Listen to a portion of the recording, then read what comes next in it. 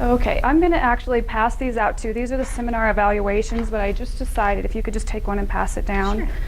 Sure. If there's something that you need, because I have put packets together for you, but there are things that, there's so many papers I could have printed out today that I stopped at a certain point. So if there's something that we talk about and that you need from me or would like for me to send to you, please write it down.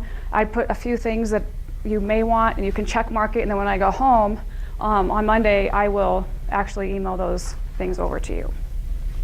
The other thing is to please make sure that if you're here for CEUs, that you sign in and sign out. I need you to verify your address on the paper I have beside that, and then I need to have you write your license numbers in there if you're getting the CEUs, because as soon as I send that into Logan College, they'll send you from their postgraduate department the certificate of the 4 hours for today. And how does it, it's not on this,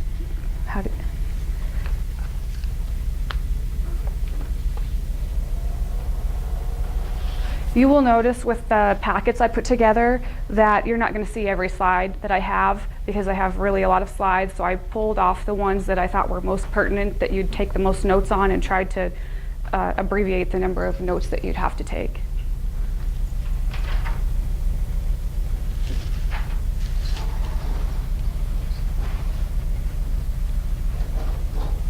Do you know how to do that?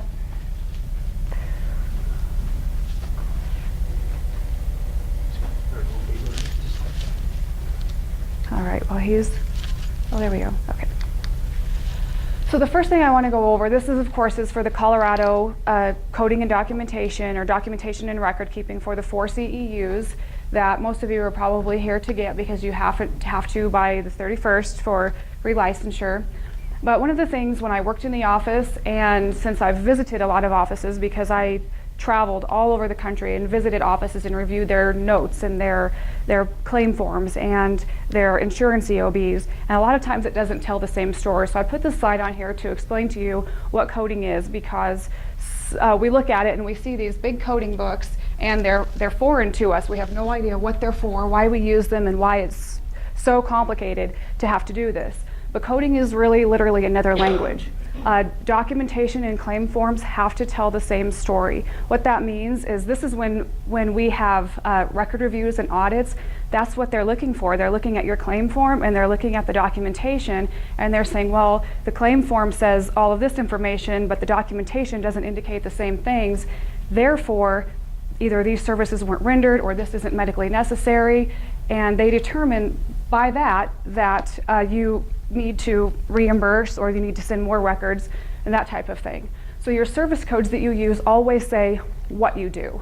Your diagnosis codes say why you're doing it. You must always validate your services, so explain why you're doing what you're doing. So for example, you have a patient coming in, you're documenting, in your documentation it indicates that there's muscle spasms. You need to have the 728.85 code to correlate with that, so that your documentation and your claim form is telling the same story.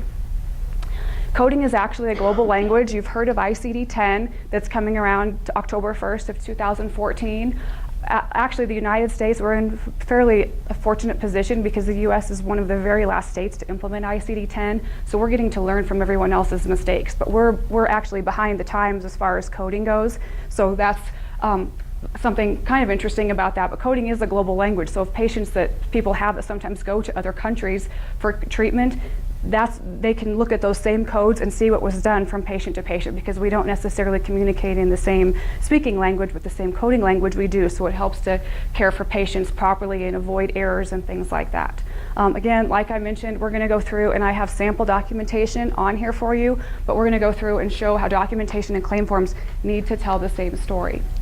This is something I actually pulled off of, I think it was Medicare. The burden of proof lies with the provider to support and validate the services that are billed for the processing and reimbursement. Documentation must be clear, complete, and accurate. So this is a statement that they're saying is required, of course, but according to a lot of the reviews, which we're going to go through some of that later also, you'll see why these kinds of statements are being made.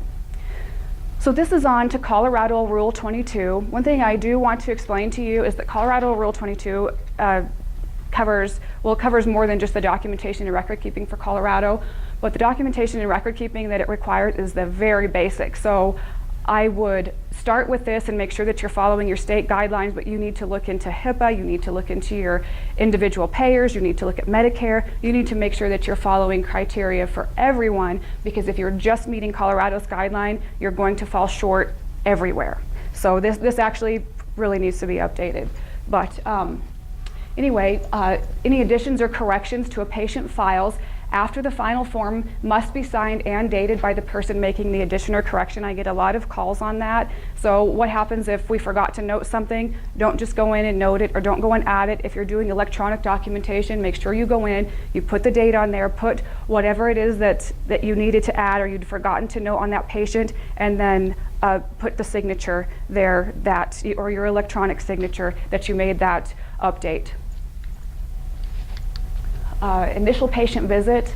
Oh, actually, back to the last point, that's really critical, because from some, and I have noticed it too in documentation I've looked at, you can actually see where someone goes in and adds something to their notes. So you can tell it's that they're trying to complete their notes, but there's no date on it, and it basically looks like it's just being corrected all the time, which is a major auditing problem. So make sure that you definitely follow that rule. So these are the guidelines within the history that Colorado requires. The chief complaint described in terms of onset, provocative, palliative, quality, radiating, setting, and timing, surgical, hospitalization, past and recent illness, trauma, family, social, past and recent system review, and past and recent allergies. Non-prescription, prescription, botanical, homeopathic medicines, and vitamin supplements. You need to have all of this information in their history. A reasonable effort should be made to obtain and review pertinent records as clinically indicated from other healthcare providers, imaging facilities, or laboratories. So you need to have pretty thorough history on all of your patients. For your initial patient visit, the exam, the vital signs as clinically indicated, document examinations or tests ordered or performed, and the result of each as necessitated by the patient's clinical presentation consistent with common healthcare practices. Document examinations of neuromusculoskeletal conditions using the format of inspection, palpation, neurological testing, range of motion, and orthopedic testing. Document prognosis and or outcome expectations, which, by the way, is something that is a lot of times overlooked and not noted clearly, so that's really important. When clinically indicated, treatment options, alternatives should be documented.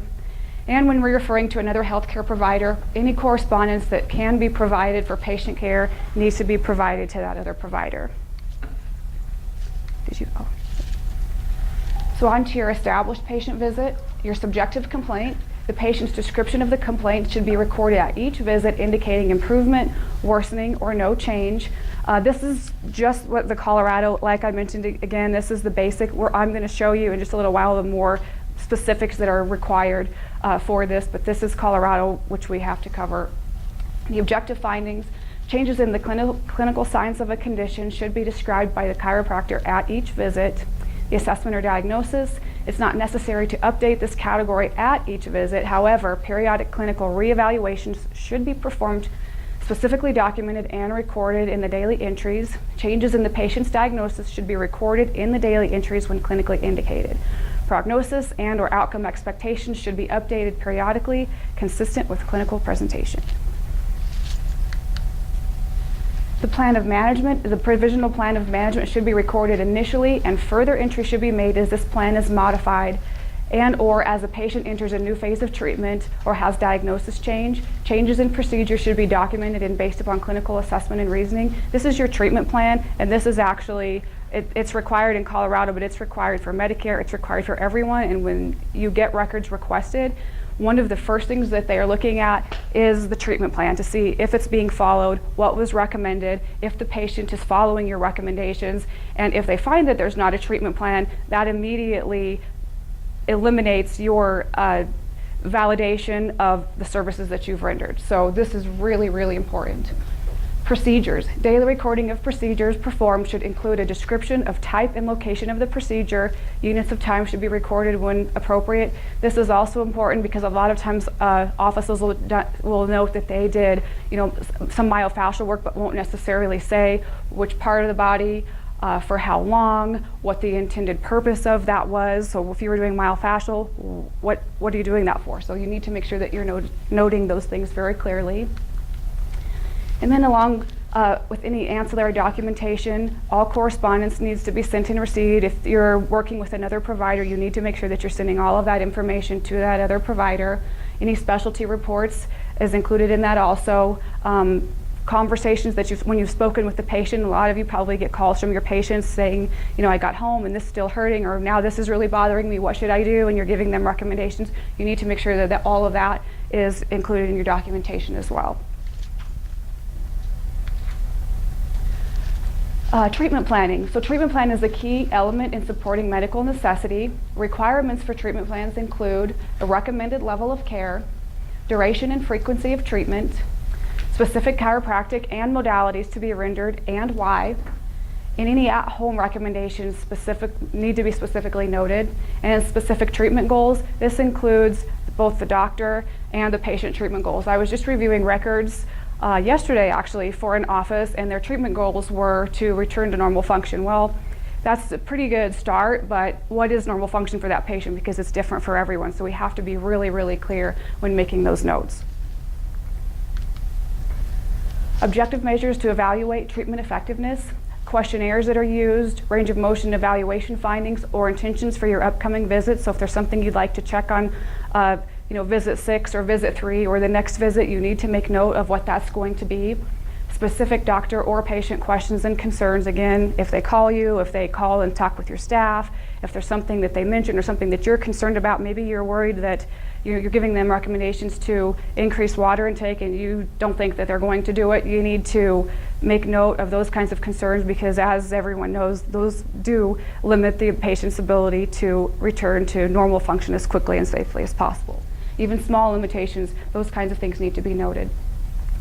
Each problem or condition that a patient is presenting for will likely have a different treatment expectation and goals. Those should be noted accordingly. This actually is another one, records I was reviewing a couple of days ago also noted that there were several complaints that the patient came in for, but the goal was to return to normal function. Well, again, that's not clear, because what's normal for the patient's shoulder? When do you expect that to return to whatever normal function is considered? Their low back was bothering them, they had pain down their leg.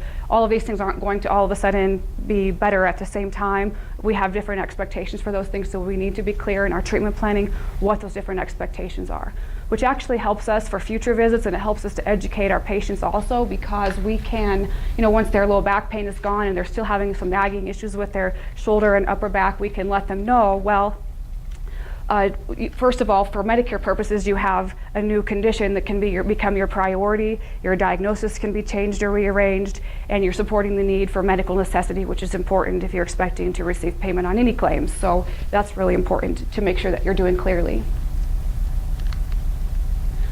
So on to Medicare. I get asked a lot of questions about Medicare, so I wanted to put this in here just to review. There is not a chiropractic opt-out for Medicare. Most of you, or hopefully all of you, already know that. But if you're adjusting Medicare patients, you have to be enrolled with Medicare, either as a participating provider or as a non-participating provider. Medicare actually lists their fees, your participating fees and non-participating fees. For covered services only, so 98, 940, 41, and 42, you have to stick with the Medicare fees. The patient can't be charged any more than that for those services.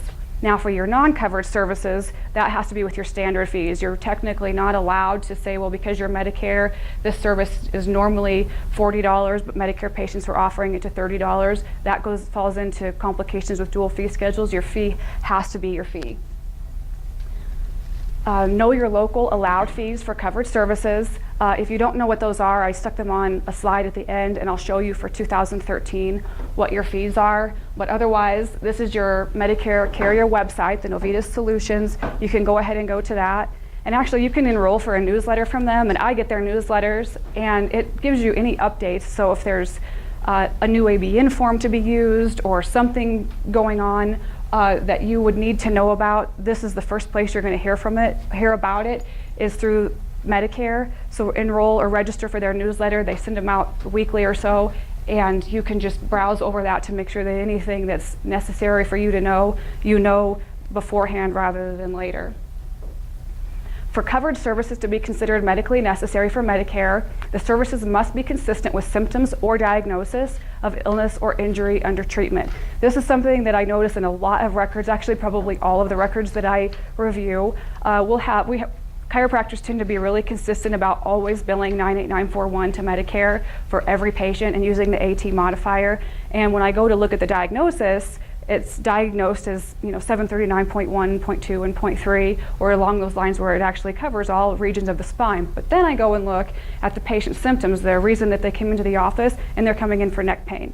So basically, from the very beginning of your note, the subjective information that was collected only indicates that the patient was here for neck pain, and the rest of your notes are not supporting the treatment of any of the rest of the spine. So your claim should be 98940.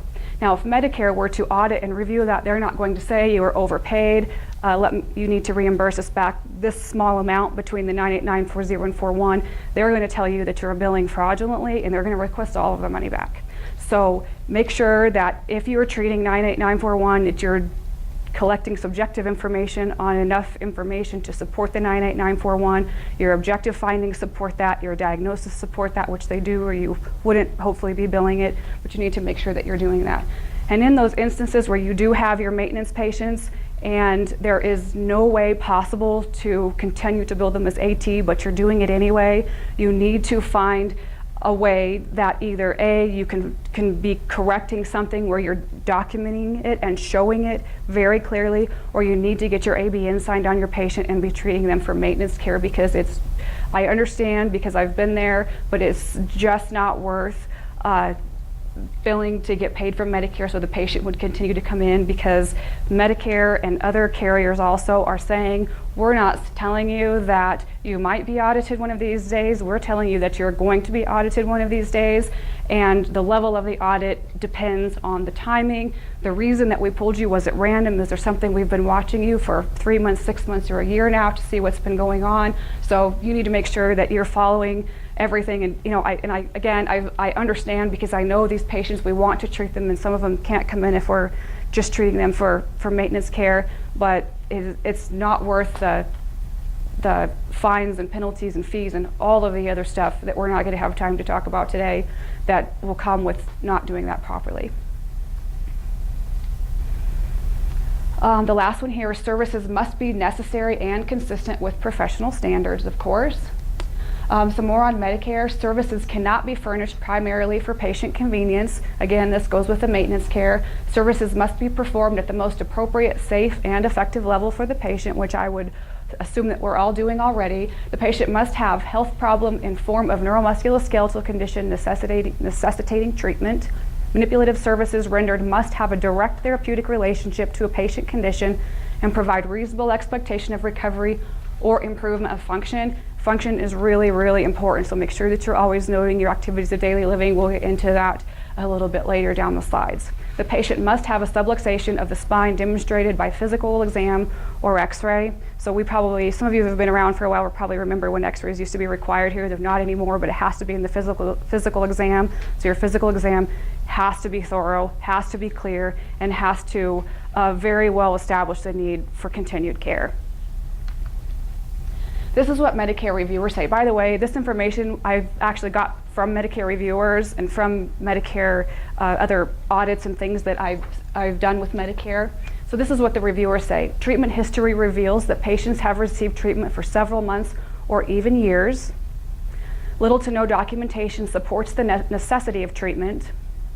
This means that what they're saying too is they want you to carefully evaluate the treatment goals. You must ensure adequate pain assessment is recorded, as well as continued care assessments. So pain assessments are really good. A lot of offices have gotten away from doing them, but when a patient comes in, you want to make sure that you're noting what type of pain they have, where it is on the pain scale. Review that from visit to visit. Every single time that you see them, what makes it better, what makes it worse, is there any changes at all? Those things are really important to note. Medicare reviewers also say that records don't indicate measurable functional improvement of the patient condition.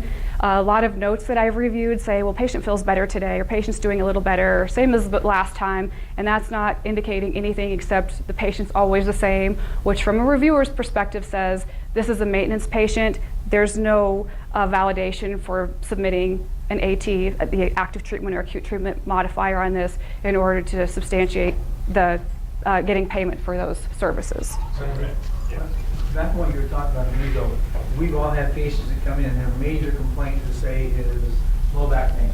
But when we do the examination, they're really hurting everywhere. The tendon, fibers, atlas, axis, or we realize that the atlas is a big part of the low back pain.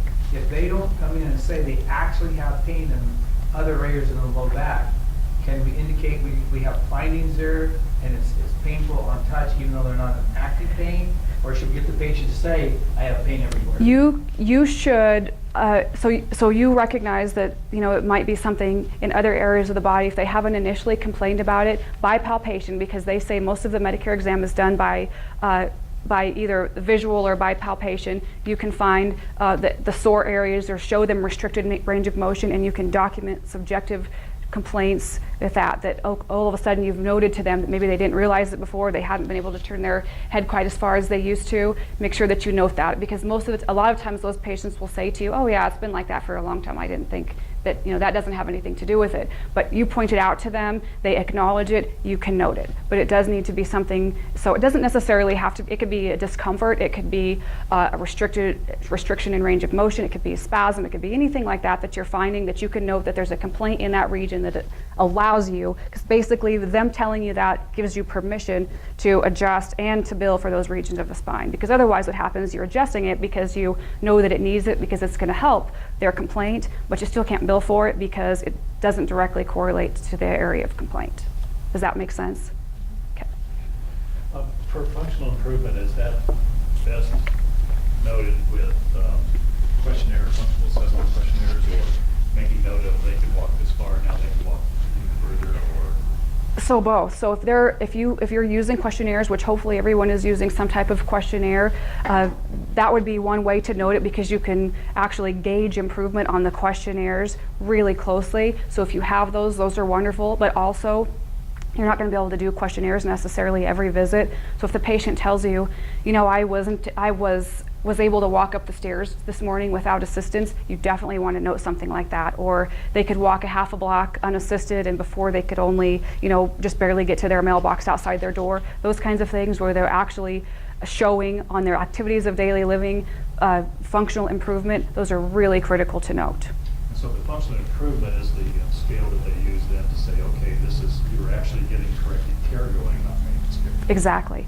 Is it best then over as things goes by to, you know, like if you get somebody who's got treatment for months, even years, who just always have stuff, you know, always have issues going on, is it best to then just go every now and then when you feel like it, that they've improved enough, get them to sign the ABN, at least do a couple of visits of them paying for it, and then, you know, before the next observation is a good incident? So yeah, you can have them sign the ABN when there's nothing more that can be corrected at all. Then they need to sign the ABN. They need to be on maintenance care. When there's even the slightest thing, maybe they come to your office and say, you know, I just haven't been sleeping quite as well. And then you can say, oh, well, your neck feels a little stiff. Are you having stiffness and pain in your neck? And get some information from them like that. You can start with a new case. Otherwise, they have to be maintenance care. A lot of offices will have, maybe their complaints tend to be in a couple of different regions, and their primary region that they've been working on for a period of time is maybe in the cervical region, and they've gotten to a point where that's no longer needs to be the priority. Then you need to hone in and focus on the secondary area of complaint. Let that one become your primary area. Alternate or adjust your diagnosis accordingly, so your priority diagnoses are showing in your boxes, you know, 1, 2, 3, and 4, and update your box 14 on your claim form, the date of current, because if that's not updated, then that says you're still treating them for whatever you're, you know, for however long for that same case. Is the date of current the thing that they key in on then to say, okay, we're into a new episode? Exactly. So that's the key thing to change place. If you further want to document it, then you do an ABN that says, okay, I can get it. Ended it. You're right. So new date of current, and then maybe the diagnosis changed together. Exactly. Yep, and make sure that any diagnosis that become obsolete, because a lot of offices send me their notes, and I have these long lists of diagnosis, and some of them are has-beens for a really long time. It doesn't mean that it's still not a possibility, but it's a diagnosis that doesn't exist anymore. Granted, it doesn't show up on your claim form, but it shows up in the documentation. So when you send it in, you have this list of stuff that doesn't pertain to anything that's going on within your notes, and it gets to be really confusing and starts to draw some attention to your notes. So make sure that you inactivate. Don't delete them, but inactivate them. So most software, ours used to put a little line in it when you could put a diagnosis inactive, and it would put the inactive date. Just inactivate it so you can still see that it was there, and of course it'll always be on your previous documentation, but make sure you have the active diagnosis or the ones that are showing.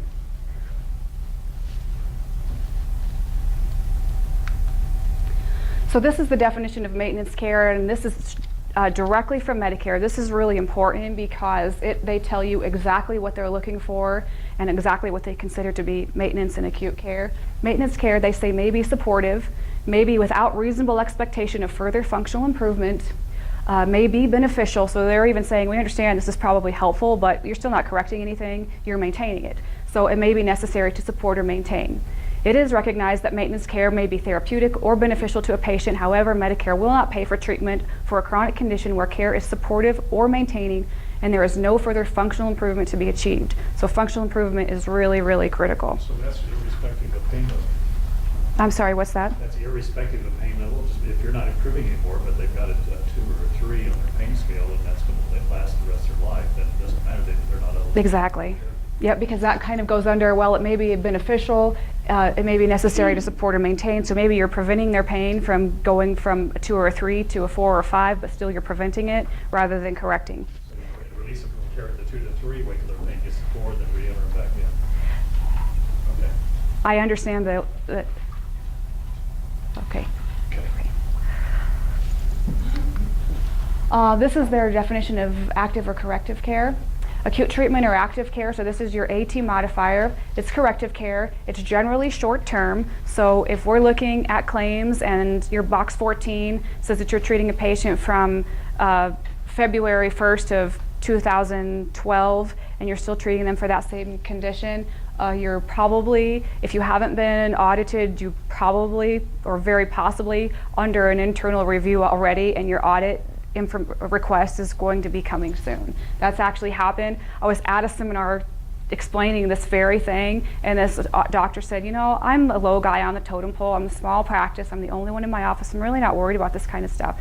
And this was on a Saturday, actually, just like today. And on Monday morning, he called me and was completely freaking out because his mail comes at 10 o'clock. He had a break from patients, and he had an audit, and he had 20 days, I think, or 28 days in which he had to supply a lot of information, and also they had already had him under a pre-audit, so he had to send them a payment. So he had $130,000 in 30 days that he had to pay, plus a lot of patient records. It was a really big deal. So he hired a lawyer and had to do a lot of stuff, but don't think I'm the small guy on the totem pole. What they're saying, actually, so I'm a certified compliance officer, and I took a compliance class specifically for small to mid-sized practices, including chiropractic or light chiropractic. And they say that according to the auditors and the people that are doing this, they see chiropractors as the low-hanging fruit.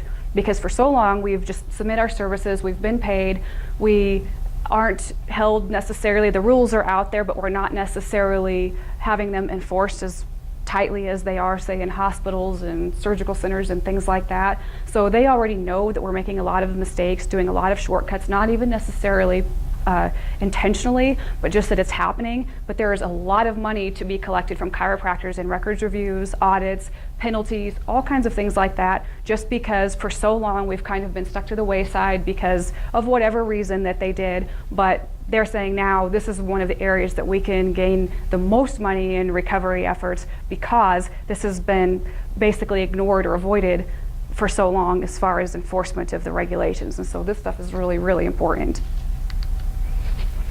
So the PART exam, you've probably all heard of the PART. This is only a small portion of it, but I put a slide up here just to explain a little bit.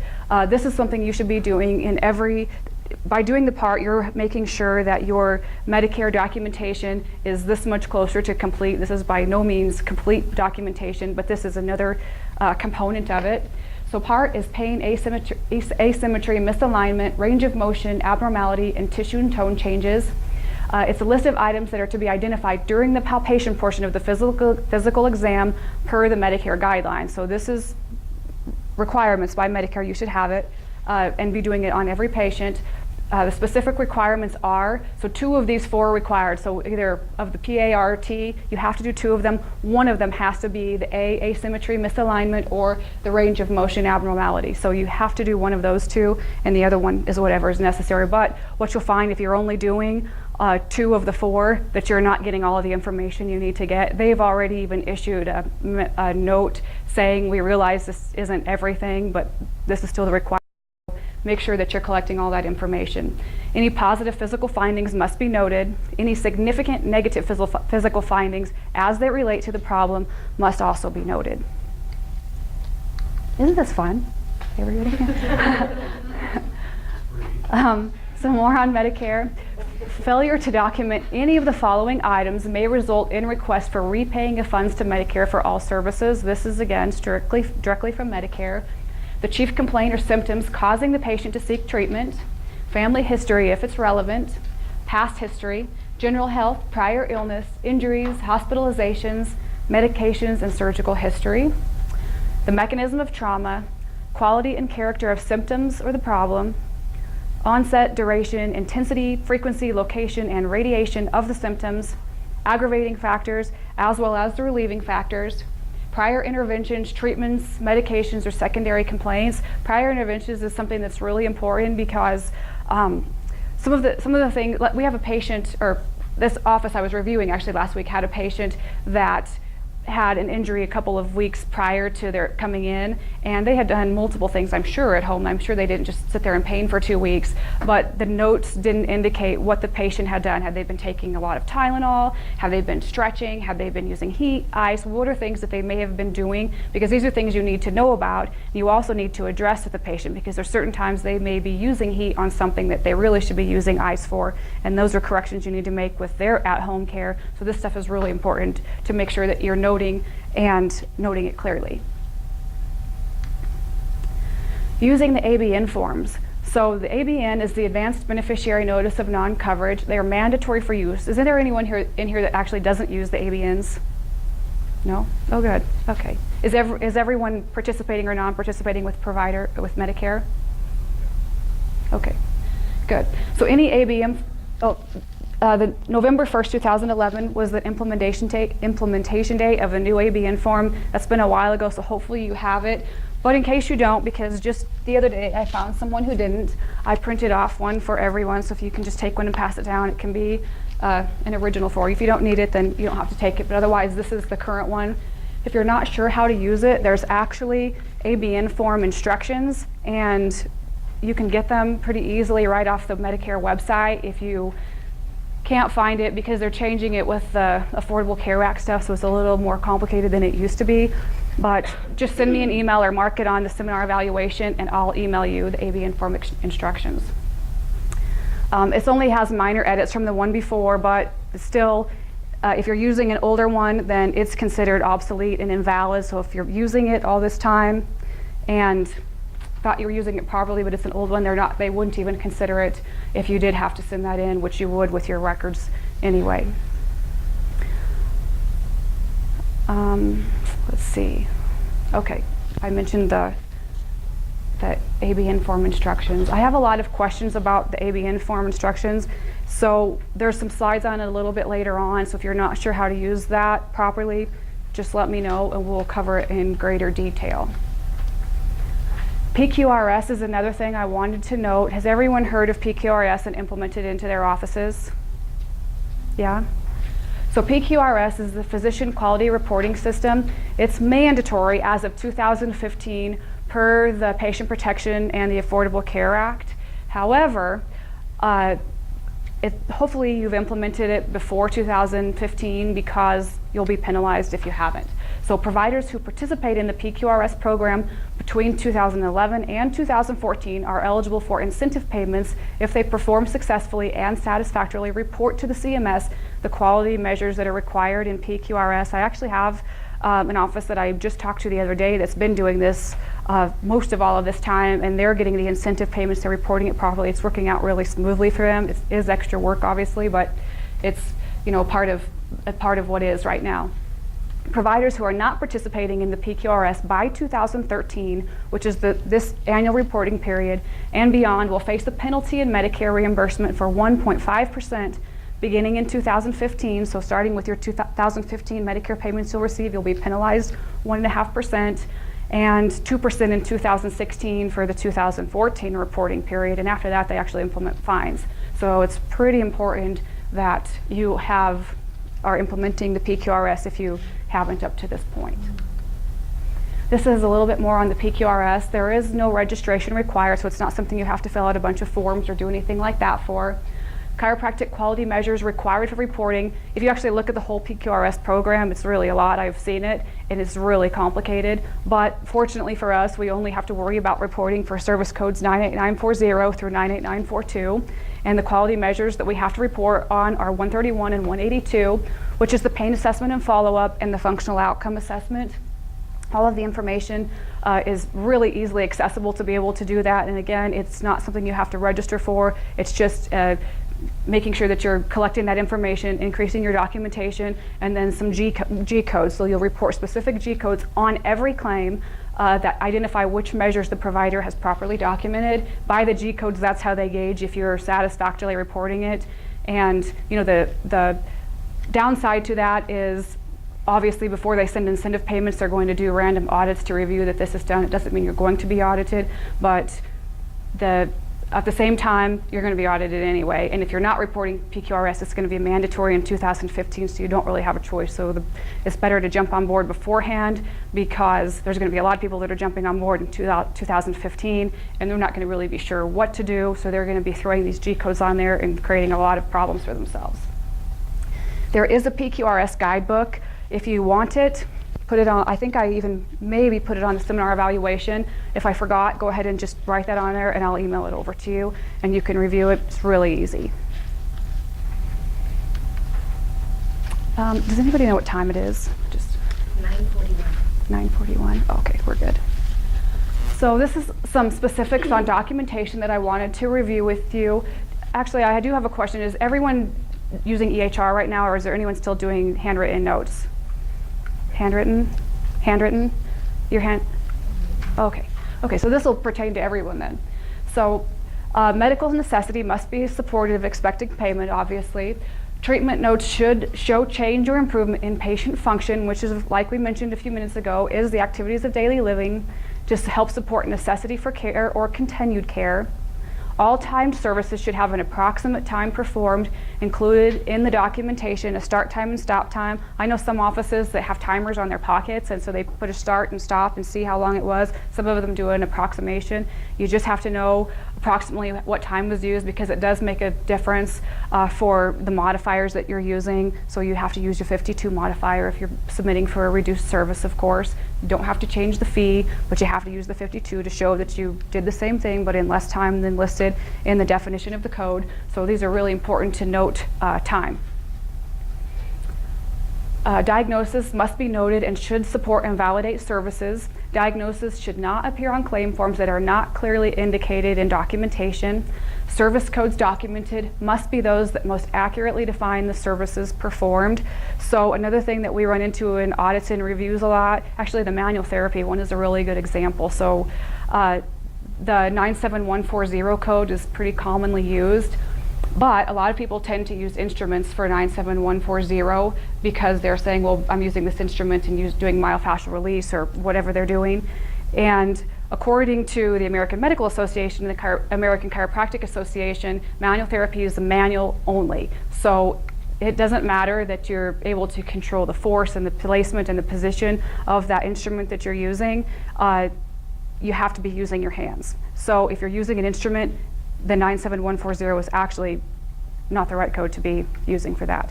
But another point I wanted to make on that too is if you're unsure of the codes, make sure you read the complete definitions in the code books. These books are so helpful because most offices, actually pretty much every office, lists in their software what that code means to them, so what service they're actually doing and what it means. So when they're doing data entry, it's easy to do and it's easy to train staff. Or they're listing abbreviated definitions of the codes, and all the while there's a paragraph of information that's really critical to know, but no one's really ever looked at it. And as a result, you're not documenting clearly on a service, which means you're not supporting or even showing that you really did it, or you're not diagnosing properly, or whatever the case is, and then you've landed yourself into some other issues. So this is the 2013 Chiro Code book. The 2014 will be out in January. But anyway, get your current yearbook, and I think everyone every year should read the complete definitions with their staff also, because it's really important that everyone knows and understands. It's all a piece to the puzzle. But read the definitions so you can make sure that you're documenting clearly, make sure that you're using the proper codes for billing. If you're not sure if you're using the right code, never guess or assume. Ask someone, ask me, go ahead and review your notes. There's multiple of ways to find the right answer than just guessing. So make sure that you're doing that, because these books actually give you documentation tips and do's and don'ts, which is really helpful in order to make sure things are done clearly and thoroughly and completely. Brandy, would you explain to them that you carry those and you highlight the main things you want to read each year to get it from you? Yeah, so I ship out straight from my office the Chiro Code books every year. They send them to me in January. What I actually do is go through my book. This is my 2013 book, and so I read them, and I go through and put little tabs in and write all over the paper. And then offices that order the book from me, I type an outline saying, read this page, read this paragraph on this page, and send you to the places that are really important to go. I mean, the whole book is really important, but no one's going to read it. So if you want to shortcut through it, I can give you a shortcut to guide you to the really critical, like what's considered 15 minutes. That's important to know, because if you're doing any time services, you need to know how that has to be documented, that kind of thing. So I help them out by giving them a little bit of a guide through the book. The ICD-10, which I haven't actually gotten all the way through this one yet because I just got it, but same thing. And the ICD-10s are out right now. I do have a few of them. If anyone wanted to get an ICD-10 today, I can sit at home with you, and then as soon as I get through the book and make the outline, I'll email it to you. But this is the ICD-10 guide, which will be implemented next October. Can you explain to us why we need that? I'll will in a few slides down. So all note-taking should be thorough and complete. Make sure that you're avoiding shortcuts. Avoid waiting until the end of the day or the following day to do notes. The opportunity to forget information or confuse it is less likely if you're doing it at the same time. Some offices call me and say, there is no way, it's taking me way too long to document. I have another patient waiting, 2 more in the waiting room, and I can't finish the notes on this patient before I go to the next one. If that's the situation that you're running into, you need to find a manageable time. If it's something that you're seeing patients every 6 minutes, then adjust it. I just had an office a little while ago do that, and he sees a patient every 10 minutes now, and he was seeing them every 6 minutes before because he has to have time to do this. And otherwise, if it's not a time factor, if you have more than enough time with patients, it's just the documentation, and you're not able or you're not willing to adjust the time that you're spending with the patient, then use your time differently. Schedule yourself a break periodically in the morning to do a catch-up, or use your lunchtime to catch up on your morning notes, and before you go home in the evening, catch up and get the evening notes done. There are so many offices that call me because they're driving around with their notes in their car, or they intend to come into work early so many days a week to get them caught up, and they never do it because they get in and they think, oh, I should check my email, and there's a really interesting article on there that they want to read, and before they know it, they've got patients coming in and they've done next to nothing. So definitely don't do that, because these are the offices, just like all the rest of us, that are getting requested for records that aren't able to support anything because they haven't completed the notes, and now they don't even remember what they did and they're having to make it up, which is a lot more dangerous in a lot of ways. Make sure that you use the same style of note-taking for all of your patient case types. So documentation for time of service patients should be equally as thorough as other case types. Provider liability for lack of thorough notes is regardless of case type. So I have a few offices that, actually there's a lot of them that are cash only, and they say, well, I don't have to worry about it because I'm a cash practice. Well, that's not true. I had a doctor from Utah actually call me last year, and again, this was a conversation we had in a seminar sometime before then, but he was actually requested records on a cash patient that he'd had. And the reason was is she was in an accident, and the auto insurance was trying to determine if the injuries were really related to the accident or if there was something pre-existing. So all of a sudden, he had to send in these records, which really said nothing at all, and he got into trouble with the state because he wasn't able to show what he'd done or why she was there. Granted, with your cash-paying patients, you're not having to, absolutely support medical necessity. It could be a maintenance type of situation, but it still needs to be documented. You need to show why they're there, what's changing, what's going on with the patient at all times. And other reasons too, they could request notes. Maybe a patient is applying for insurance and their insurance requests records from providers, because when you apply for insurance, you list other doctors you've seen. Records are requested from them, and they're making sure that you don't have some kind of pre-existing issue that they need to put a rider on or discontinue or not cover for 6 months or for however long until that particular diagnosis or issue is covered. So there's a lot of reasons your patient notes can be requested regardless of what the case type is. So.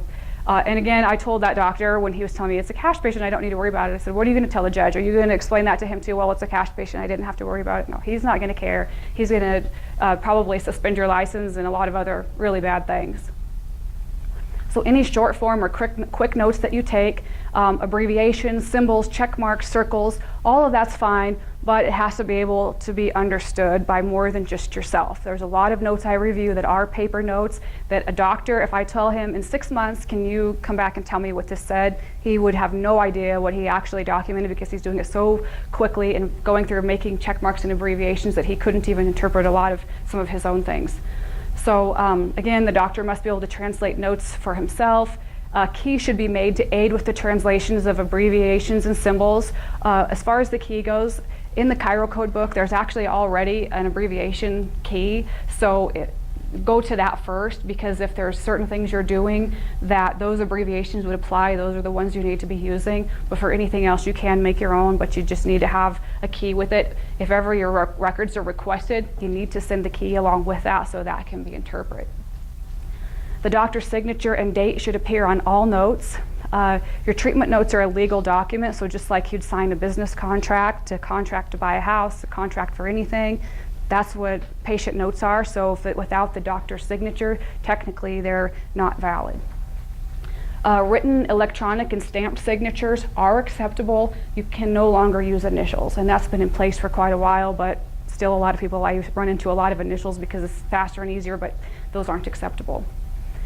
For any paperless systems or dictated notes, the doctor should review for accuracy, look for make sure that you have a lack of redundancy, and make sure they're thorough. I'm going to show you some paper or some electronic notes in a few minutes that's literally copy and paste, and you're going to see why some of these, there's definitely benefits to using paperless systems, but there's some downfalls too, because it does create kind of a laziness factor sometimes, or not necessarily purposely, but it creates issues with making our notes look like they're stamped on or cookie cutter all of the time. If notes are requested and forwarded to the payer or other provider, the treating doctor should sign and date those notes. Manually, electronically stamped, again, is generally acceptable. Any re-injury or exacerbation should always have an updated history form. This again refers to your box 14 on your claim form, which again, if there's a re-injury or an exacerbation, you need to make sure that your box 14 is updated also. Otherwise, it doesn't indicate the same thing. It's just like if you're reading a novel, and so as you turn the page, the story continues to become more clear, the characters are more well-defined, you're starting to have a picture in your head of what they're like, what they're doing, what's going on, the problem that they have, and the story just develops. It's the same thing with your documentation and your claim forms. One page after another is one date of service after another, and you're just writing a story. One day in the life of this patient in your office, so it needs to continue to develop and unfold just as it would if you were reading a book, if that helps at all. So for those that are doing notes, don't write in pencil. Black ink is best. Your date of service obviously must be included on the note. I know that's silly to add, but there's a lot of them that it's missed, or someone doesn't know the date, so they put the month and the year, and you don't know what day it is. So notes may not be changed or altered once they're completed. Again, this is where if you have to change something or add it, whoever does it, which generally would be the doctor, needs to put the addendum, date it, sign it, make sure that it's clear that this is an addition. Any special or unusual circumstances should all be documented, like your patient lack of compliance, missed appointments, if the patient was supposed to come on Thursday and they didn't show up. If your general protocol is just to call and leave a message to reschedule, that's wonderful, but you also need to note in their notes, patient missed their appointment. Lack of patient compliance is really important because let's suppose that you were requested for records and the insurance is saying, well, it shows through all this course of care that you really didn't achieve the improvement that you had intended with this patient, or it wasn't being achieved as quickly, but your notes didn't indicate that, well, you had asked the patient to do these specific stretches and exercises and they never did them, and there were multiple times that they were scheduled and they didn't show up for their appointments. That kind of thing is really critical to note, because otherwise it's not ever the patient's responsibility, it's always your fault that they didn't get better. And that goes for when you're communicating with patients too, when they say, geez, doc, I've been coming for the longest time, and at first I was getting a little bit better, but now everything's the same. I don't think this is working anymore. I think I'm going to try something else. And you can say, well, what those exercises that we discussed, I know that you hadn't been doing them. Let's talk about why those were so beneficial and how that would have helped you. And these missed appointments, these are the things that we were going to do on those missed appointments that would have been really beneficial. This is why I recommended the frequency of care, and you canceled a couple of these appointments, which of course delayed our progress or our speed in improving. So this is really important because you can give the patient some responsibility too. So it's important from more than one perspective. If the expected outcome is not achieved, the provider should document the following: the outcome with the patient and the expectations, possible re-exam and redetermination of care of plan, which this is not necessarily possible, but it's most likely if you don't achieve what you intended to, there's something that needs to be reevaluated, conversations with the patient, what can I do different, what should I do different, what didn't I check that I should have, that kind of thing. Possible referral to another provider or provider type. This is another thing. If you tell the patient, you really need to go to your primary care physician for this, or I'm going to refer you out for blood work or for whatever, and they decline, make sure that you note that they have declined whatever referral that you gave them, because again, that means you still did your job in making the best recommendations to help the patient achieve their maximum medical improvement, and they're the ones who elected to not do that. A good rule of thumb, you've probably heard it hundreds of times, if it's not documented, it didn't happen, and that's, unfortunately, it's really true. There's so many times that a doctor was being audited and they've called my office and say, I did all of this, but they're saying I didn't. But when I look at the notes, I can't see that it was done either. I see that it was maybe mentioned or there's something about it that would lead me to believe that they were thinking of something like that, but there's really no indication that it was done, and it's not documented clearly enough or thoroughly enough according to the requirements to show that it was done to the level that it has to be done in order to substantiate medical necessity and receive payment. Okay, so here's some notes, and oh, they're not very good. Well, I'll give you the description of them. I could see them on my screen yesterday, so I was hoping this would blow up clearly. Anyway, this particular patient came in, at the very top it says that, oh, that's better. Her right hip and left shoulder is her reason for presenting, and then down here it comes in and it says lumbosacral neuritis, and it lists a little bit of information in here, but it doesn't say anything about what she did to hurt herself. It doesn't explain if she had done anything to improve her pain or her discomfort. It has a pain scale, and the pain scale is on a scale of 2 to 10, and you can see here that this is January 2nd. I just reviewed 6 months of notes for this office.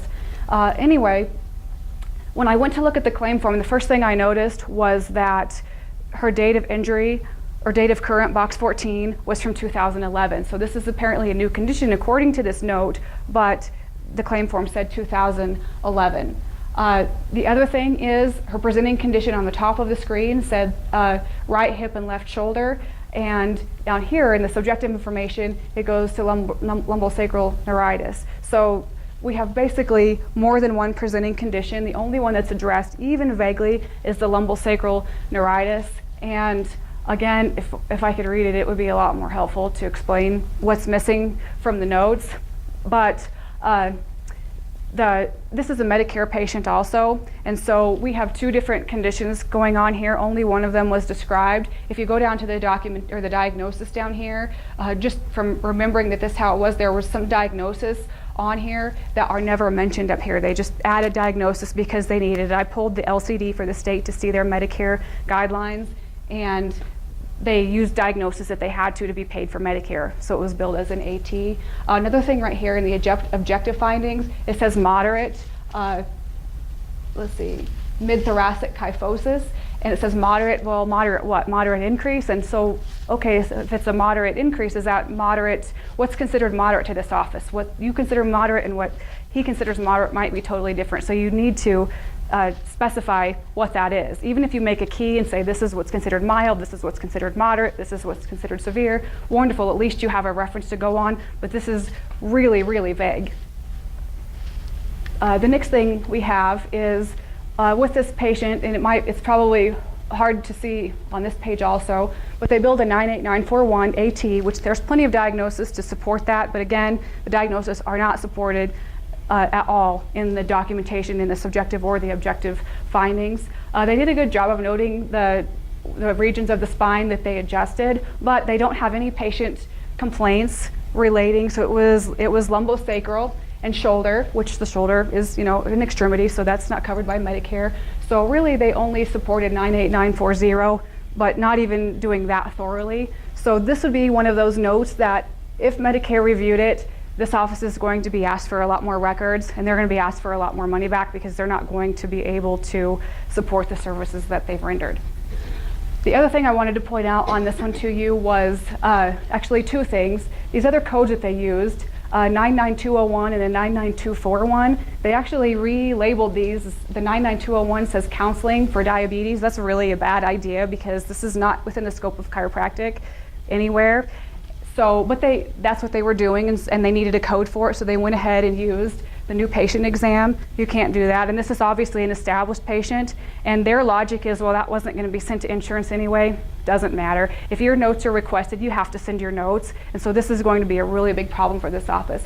The next one is 99241, and it says counseling consultation. Now this is a consultation code, but two things with that one. You're never going to use a 99201 and a 99241 on the same claim because they're both consultation codes. The 99241 is only able to be used if you're co-treating a patient. So if you have a patient and maybe he's seeing his primary care physician also, and you're kind of working together, coordinating care because he's helping him on his end with the things that he's able to do, and you're helping him with your adjustments and the things that you're able to do. You have to be able to be coordinating care, and at the same time you have to exchange records back and forth. So you're reviewing what that doctor's doing, he's reviewing what you're doing. That's the only time you can ever use that code. Doesn't matter if you're submitting it to insurance or not, you have to code properly. This is a major mistake, and there are codes that you can use. And so if you aren't sure what the code is, don't just grab one and say, you know, we'll just use this for that. You can't do that. There are wellness codes that you can use. There are ABC codes, which is advanced billing concepts. Those codes are actually strictly for non-covered or what might be considered experimental type of services that you could be using. And there's other consultation and counseling codes that you can use, but you'd never want to call something counseling diabetes because that's a scope of practice that would be sent on to a state, and then who knows what would happen after that. The next thing I want to show you here is the treatment plan. This is his recommendations. It says the goals is restore normal function. Again, what's normal function? What are they trying to improve? We need to address some activities of daily living within this note to show what specifically we're trying to improve. What is the patient not able to do now or able to do at a limited level that they should be able to do or that they were able to do before the injury, which we don't know what it was because it wasn't mentioned. Recommendations, it says spinal manipulation, okay, but where and why? That needs to be really clear. It says flexibility exercises, that's wonderful too, but what flexibility exercises? Were they demonstrated to the patient in the office? Were they given a handout and shown how to do it before they left? What's the reps? What's the frequency? How many times per day? What kind of things? Do they have limitations? If you're having them bending forward, are you having them only bend, you know, a certain number of degrees forward because of a limitation that they have or because of whatever other reason? That kind of stuff needs to be really clear. Increased water intake, it says. Well, that's good too, but by how much? And as you see in the following visits, this is just the first date of service for this patient. The following, it says it's exactly the same thing. The pain scale, exactly the same. It says here the date of onset was 9/26, which is another thing I wanted to show you. It isn't reflected within the 9/26 isn't reflected on the claim form.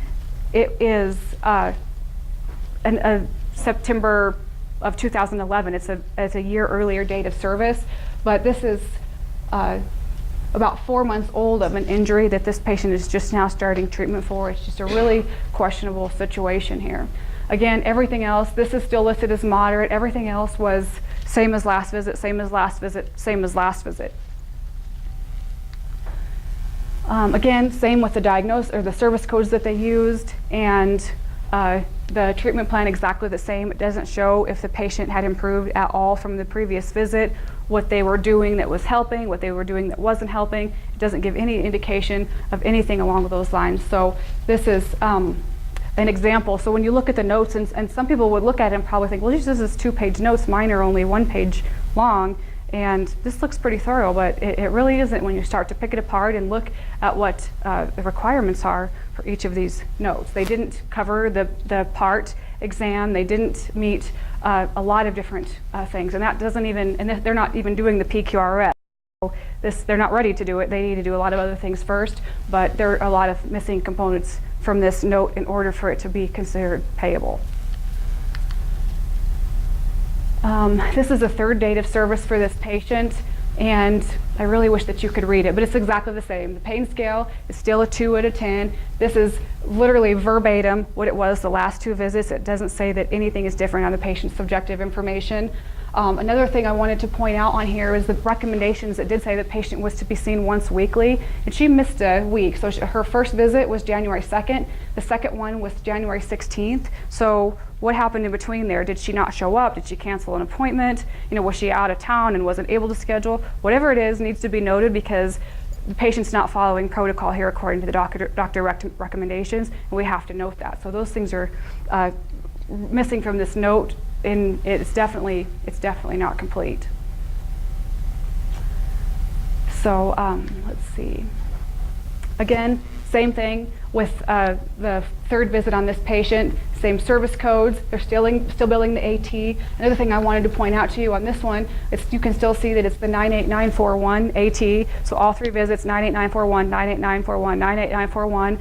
Of course, it's not supported within the documentation, but I actually saw all 6 months of this, and every visit for an entire 6 months was 98941 AT.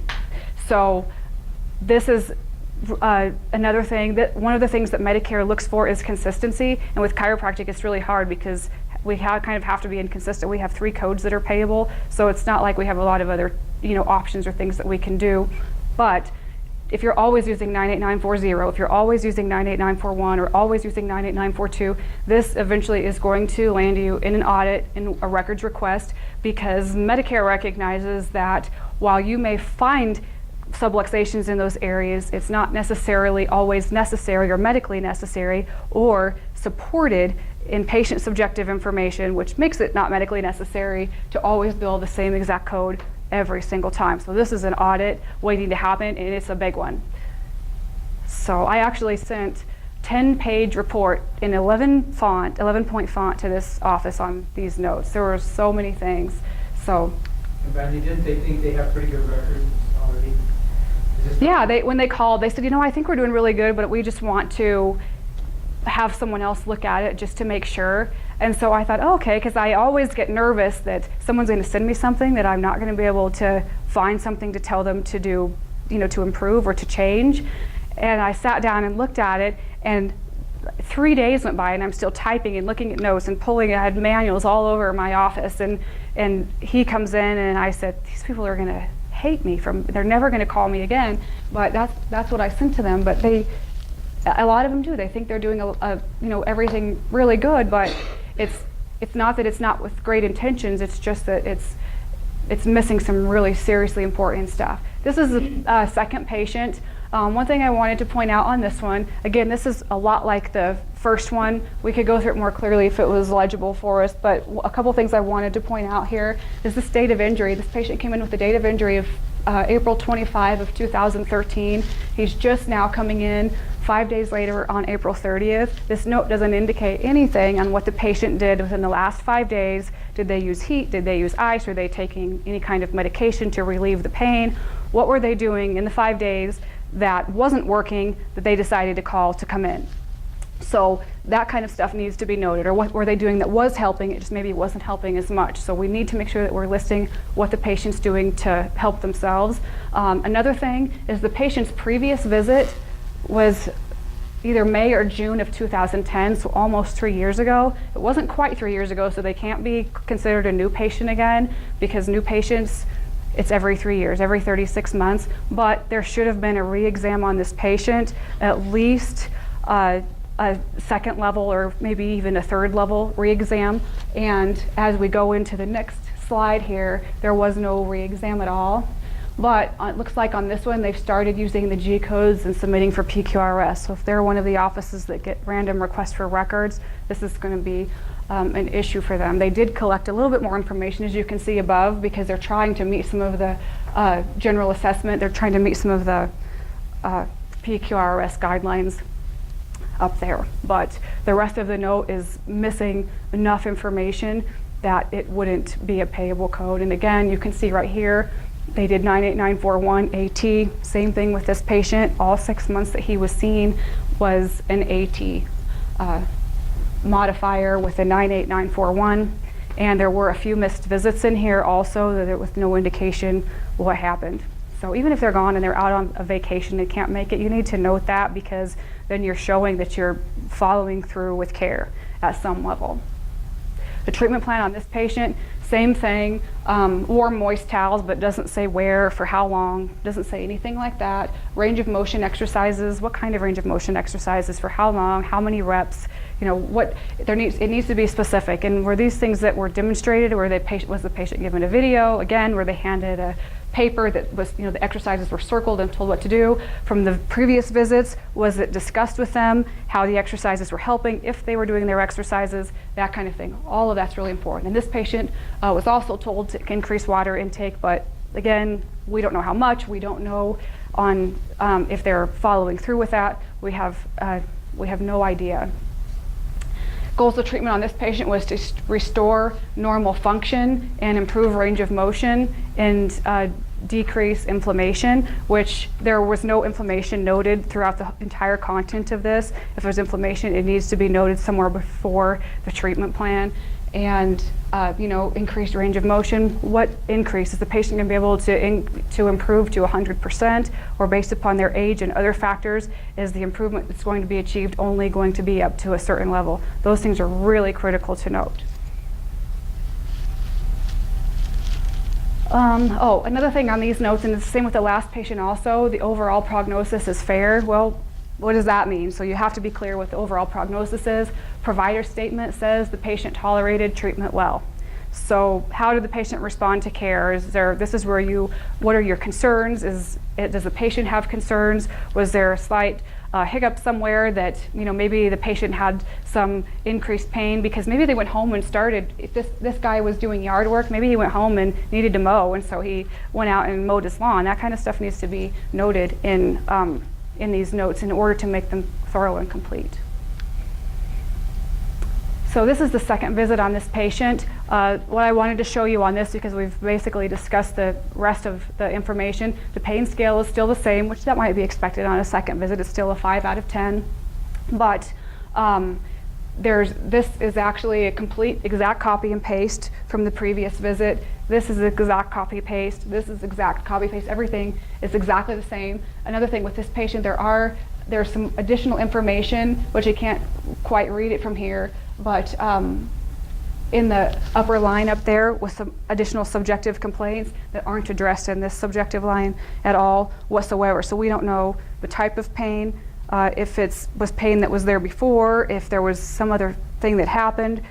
We don't know anything at all about those other subjective conditions, and what they're doing, because this is also a Medicare patient, is addressing in the subjective line what Medicare allows. They're only addressing what they believe they have to, which in truth you have to address everything. But what Medicare, this would be your priority obviously for a Medicare patient, is the thoracic complaints that they're having, but those other things would be secondary complaints, and they need to be mentioned and listed and identified just as clearly through everything. The objective information, there should be testing and range of motion testing and all of that kind of stuff done to further validate those services as well, or those complaints, and to determine a course of care, because how else would you know what you're doing unless you're collecting a complete history and subjective information, going through your objective data, and you're testing as you should, and that type of thing. This is page 2 of this patient. Again, same thing, it's all cookie cutter. This patient had twice a week for 6 weeks was the recommendations. At the end of it, they actually only came 11 times, and then they just disappeared. So I don't know if the patient came back several weeks later and it was past the 6 months time, which I'm pretty sure they would have sent me those notes I requested, but I haven't heard back yet. But anyway, there were a couple of missed appointments. There was a month's gap between care there. All of this stuff needs to be outlined and explained at some level. Why the patient wasn't there? Did you call them? Were there phone consultations or exercises? Did they get hospitalized because of, the pain got too terrible? What went on with this patient? Because this is a really incomplete story. So sorry you can't read them. That would have been a lot better if you could have, but hopefully that gave you a little bit of a synopsis of, what was missing from those notes. So this is the record retention guidelines. Does anyone have any questions actually before we go into record retention? No? I think we're, oh, go ahead. So I think a lot of us, certainly I do, I treat the whole person every time.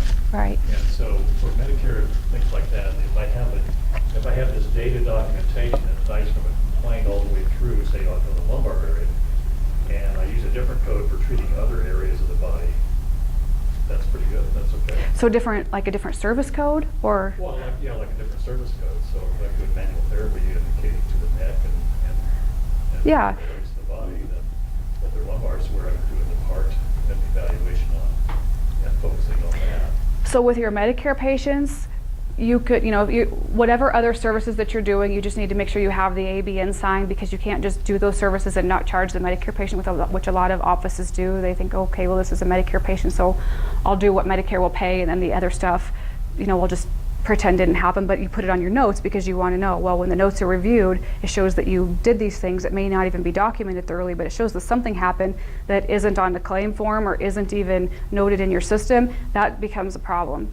Now with your other standard insurances, anything that you're doing with the patient, you could do, your ultrasound and e-stim in other parts of the body, or you can do manual therapies and that kind of thing. But there has to be some kind of subjective or objective. It has to be able to relate to the issues with the patient. So you can't, and it would, or you wouldn't be doing it, but your notes have to indicate that. So, and it has to. There's something in the exam that says, oh well, maybe they're talking about a problem here, but you find the problem is the actual problem is somewhere else and you're treating there. You have to relate the two. You have to show that you're treating this because of these are the reasons why it's going to help that, or these were your findings from your objective, the testing that you did with the patient to determine this is where the problem was coming from, this is why you're treating this area, and this is what you're expecting to help. And then as the next visit you follow up, okay, this helps some, the patient's pain is less, this is what you're going to do, this is what you're going to do different, that kind of thing. So it has to show how you have to clearly define how it relates, because if that connection isn't drawn, it's like kind of like a dot to dot. If you're not drawing the dot to dot on your documentation, then it appears that you're just doing this, and you must obviously have your reasons or you wouldn't have done it, but there's not a pathway that can be determined from a reviewer's perspective on why that was done. So, because when I'm looking, oh, go ahead, I'm sorry. So if I'm only doing no cash, that's it, don't go any insurance, so Medicare patient comes in and they click option 1 and they want me to bill it, what do I do, kick them out?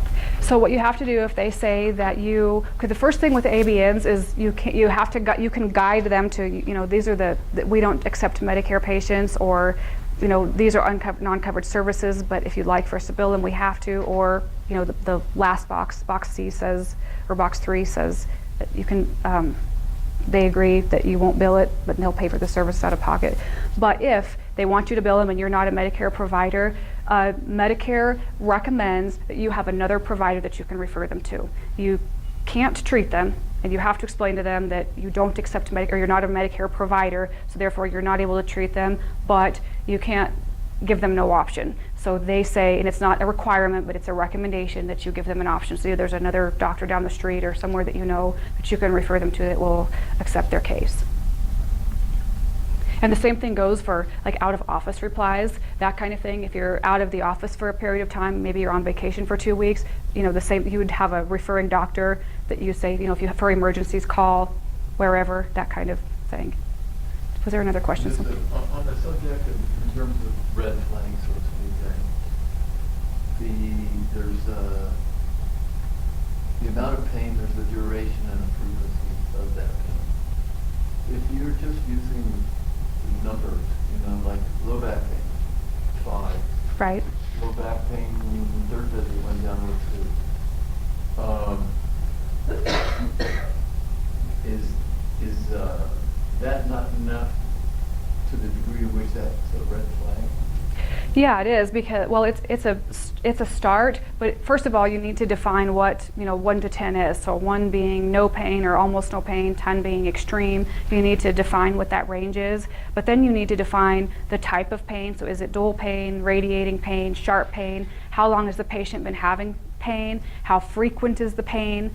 What are other aggravating factors? What are things that the patient is doing to relieve the pain? All of those things need to be further supporting that. So the pain scale is, you know, a portion of it. The pain scale. Yeah. Yeah. Pain. Yeah. Pain scale. Yeah, sorry. But yeah, that's a part of it, but it's a part of, this is the beginning of defining, you know, this is the discomfort that the pain is having, this is the type of discomfort, this is how long they've been having it. You know, the only thing that helps them is... All that stuff is you know, is good. And my question is in terms of red flags, because a lot of that I keep in my head. Honestly, I mean, I'm guilty of putting the numbers down and then documenting what I'm doing for the, you know, for that, and then I'm treating the whole body anyway. Right. I'm talking in terms of like they get a form, they see my notes, it says low back pain 5, and then it's down to a 2 over a period of, let's say, 2-3 months. That kind of thing. Is that enough to actually trip the red flag? Most likely, No, yes. so to speak. Yeah. I'm asking you to kind of be in the... Yeah, I mean, without seeing your notes, to be able to tell you for sure, but I would say most likely yes, because if it takes over 2 or 3 months, more than likely Medicare for sure would, but other carriers would consider, I mean, of course they're looking at because you don't send your documentation with everyone, you know, no one has to, but they're looking at the diagnosis that you're using and the services that you're billing, and their determination initially is going to be, well, why is it taking this long for this patient over 2 or 3 months to get from, you know, to, this looks all the same, so this looks like this is a maintenance type of situation, and that's when you'd be requested for notes if it's over a period of time. Now when they get your notes, and if those are incomplete, meaning you have your, you know, your pain every time, but you're not really defining the pain or what's making it better, what's making it worse, what you're recommending to the patient, what recommendations they're following, that kind of stuff, that's going to be where they're going to say either 1, you don't have, well, actually number 1, you're not collecting thorough subjective information, your objective findings aren't complete, so your exam isn't done as thoroughly as it should be, your assessment on the patient may not be quite right because there's bound to be things that you're missing if you're not doing all of the objective data that you should be doing in order to achieve. So yeah, so most likely that's a red flag, and I have a list of red flags. The secondary for red flag is the first one. I'm sorry, what? Well, in other words, the first red flag is whether the diagnosis is matching with the numbers of treatments. Right, so there's actually, on a claim form, there's red flags. So if I'm looking at claim forms, because offices send those to me, you know, they'll send me those sometimes too, just the claim forms, and the red flags there's a few of them that you're looking for. Number one is the date of current, so that's box 14 on your claim form. If that's never updated, that's a red flag, because some of them are really old, and when you have a patient come in with a new injury, an exacerbation, that box 14 should be updated to address that this is a new case or a new condition.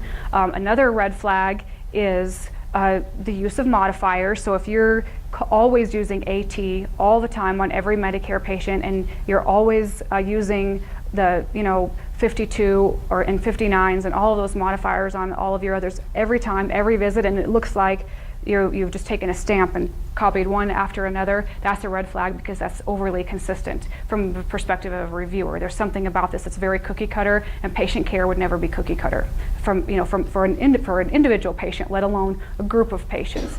Another thing that they look for are your service codes. Are you always billing the exact same service codes on every single patient?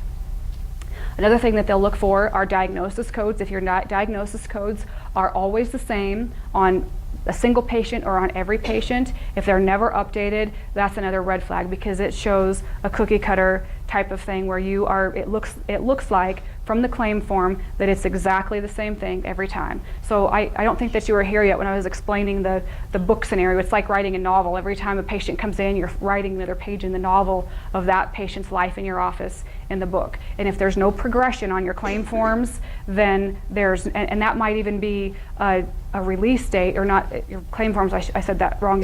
You won't see a release date on your claim forms, but you'll see consistent. So maybe they're coming twice a week for a period of time, and then once a week, and then once every 3 weeks. That's something else that they would notice. And if you have a patient that's coming in once a week all the time for month after month after month, week after week, then that's overly consistent, and that's something that would draw a red flag as well, because there should be a period of time where the patient is seen more frequently, a little less frequently, a little less frequently, and then graduate. So that's the logic anyway, is that the patient comes in with a problem or a complaint, you put together a plan, and then at the end of it they'd be released from it, or there would be alterations along the way where their visit frequency, other things would change. So there would be constant progression shown in your claim forms.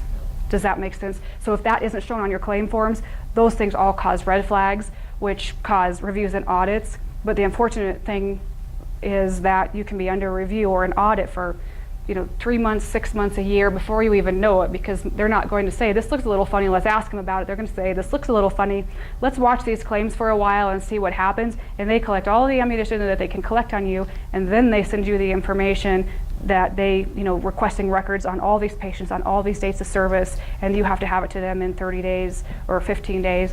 And so that's what happens. And if they declare that you have to give them money back, how long do they give you to give them $100,000?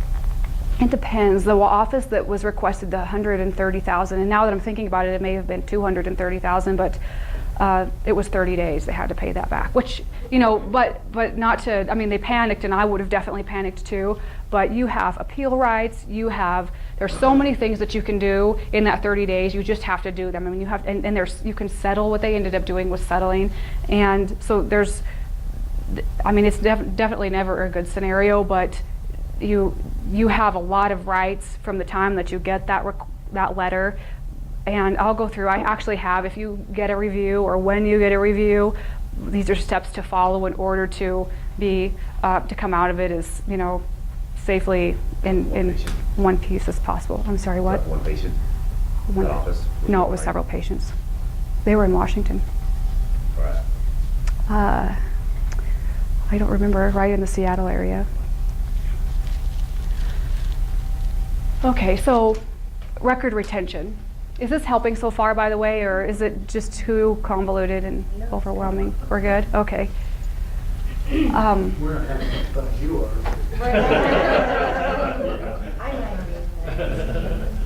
Well, is everyone finding things that you can take home and do and implement and review, that kind of thing? Okay.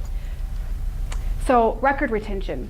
Patient clinical records shall be maintained for a minimum of 7 years after the last date of treatment or examination, or at least 2 years after the patient reaches the age of 18, whichever occurs later. This is Colorado, so this is really important because a lot of offices right now are transitioning to electronic records. They have a lot of paper files that they're not sure what to do with them, or they're trying to scan them, which is at least in my opinion, a big waste of effort. I would archive those files and not scan. I mean, anything that you have to have, I would do it, but otherwise to go back and try to pull other stuff in, you're going to make a mess. You're going to make a mistake. I wouldn't do it. But nonetheless, this is the record retention guideline for Colorado. It's really important to make sure that you're making a note of and following, especially if you are going to be disposing of records pretty soon. The records may not be withheld for outstanding past due professional fees. A reasonable fee for copying records may be assessed to the requesting party. And by the way, there's codes for that. So if there's a records request, use the code out of the Cairo code or your coding manual to document it properly and code it properly. I'm sorry, what? I don't remember off the top of my head. I can look it up, though. I have my books. So, disposal of patient records. This is also Colorado.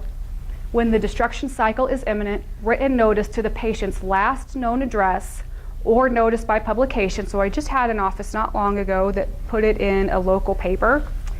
Must be made 60 days prior to the destruction, allowing a 30-day period where the patient may claim his or her records. When a patient claims such records, the records must be provided to the patient or legal guardian at no charge. However, recovery of appropriate postage and handling costs is permitted, so you can bill them for the handling.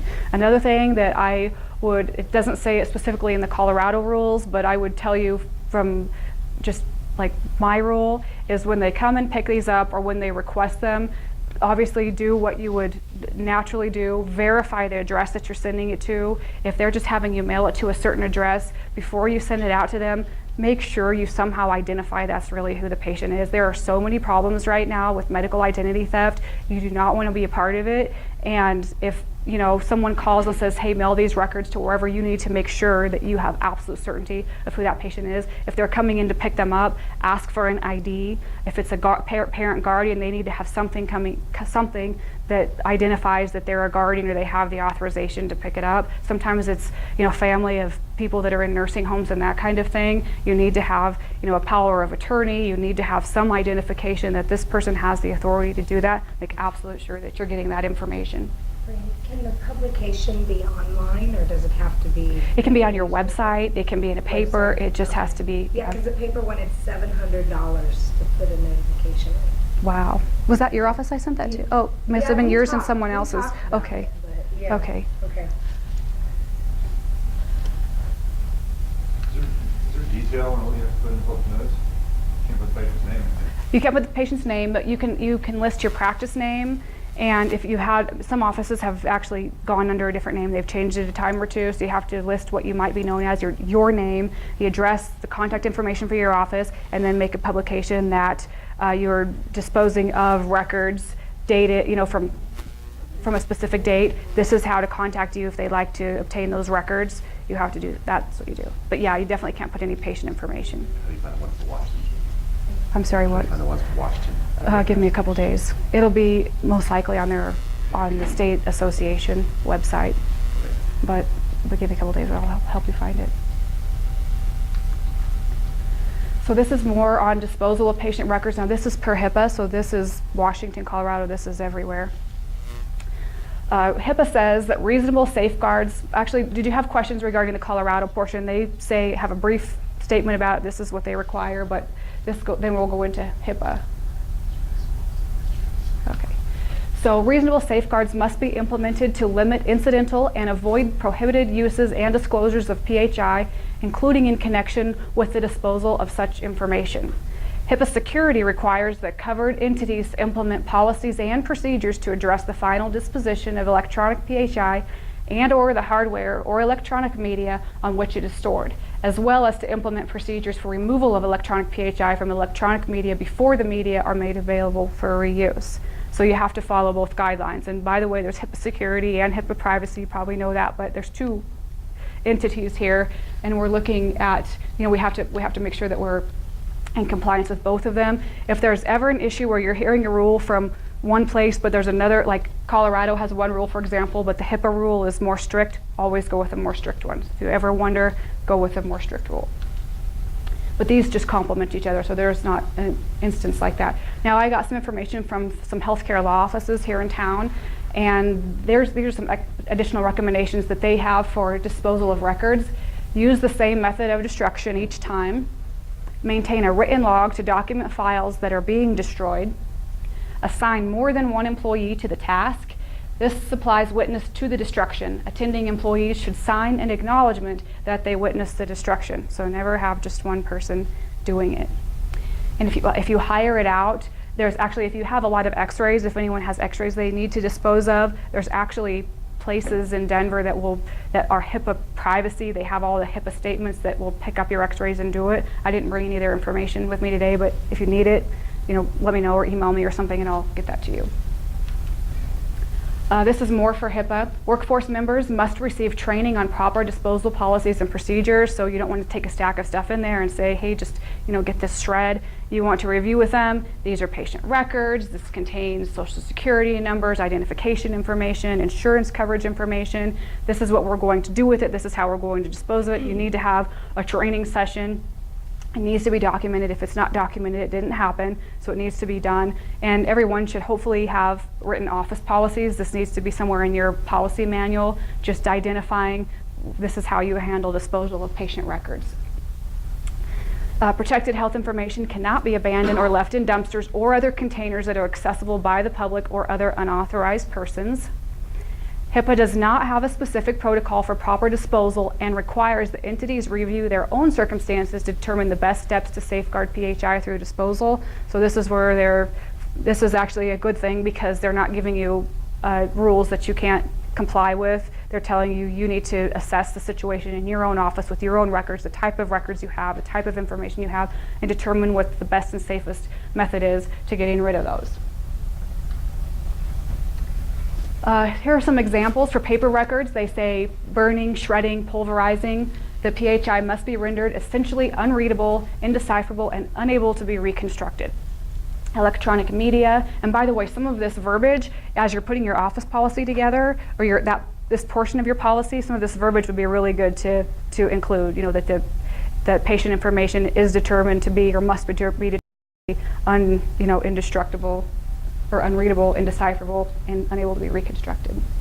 For electronic media, clearing software, exposing media to a strong magnetic field in order to disrupt the media memory, destroying the media by disintegration, pulverizing, melting, incinerating, shredding, anything like that. So you want to be as specific as you can. If your record disposal is outsourced to another company, which there's places here that do that, the practice must obtain and evaluate that company's policy to help ensure that the PHI will be safely disposed of. So don't just hire someone that says, hey, we're HIPAA, we're compliant with HIPAA, and they say we can do it. Ask for their policy, their HIPAA compliance statement, and you need to enter into a contract with them saying that this is their responsibility to your office and to your records. This is what you understand that they're going to do, how they're going to do it. Your acknowledgement is your approval of what their steps for taking. So even if they did something wrong and you didn't review their steps for taking it, you still have potentially some liability if someone's records were stolen and then traced back to you. Any questions on that? Nothing? Oh, yes, sir. Yeah, maybe something we can discuss later, but I assumed an office, so there's a number of patient files I have that I've never had contact with the patient, well over 7 years ago. Okay. So to put a notice in the paper, would you do it under the previous doctor's name? Yeah, because they wouldn't know you. Exactly. Yep, and actually, that previous doctor should have, he should have given his patients the responsibility or the right to pick up their records. He should have sent out something, hopefully he did, letting them know. Okay, so then, yeah, then if those... They heard my name at some point in their life that they couldn't recognize me 7 years later. So. Yeah. So they're in contact with them. Yeah, okay, yeah, so you could definitely do that. The office hasn't relocated, has it? You're in the same location and, okay, so that's easy then. So here's advertising and performing free or discounted services. Advertisement of free or discounted services, while allowed in Colorado, the following requirements must be met or are otherwise deemed false or misleading. Advertising must be truthful, detailed, and services are specified that are offered free or discounted. This is where people get into trouble. They offer, come in for a free exam and then they charge them for a bunch of other stuff. Don't do that. X-rays are never allowed free here, so that kind of thing. If it were me personally, I wouldn't do any of that anyway, but this is what the rule says. Prior to performance of free or discounted evaluation and consultation regarding said evaluation, the patient must be provided with a written description specifying what services are free or discounted. The description must also indicate the cost for other services that may be offered for a fee in conjunction with the free service but are not included in the offer of free or discounted services. A signed copy of this acknowledgement must also be maintained in the patient file. I've actually known of offices right here in Denver that have been in trouble for doing this because they give people to come in for a free whatever, and they offer them, dinner or coupon, like grocery coupons or gift cards and things like that, and then they collect a lot of money from them in prepayment services. Don't ever do that. It's a really bad idea, and it's not safe or truthful.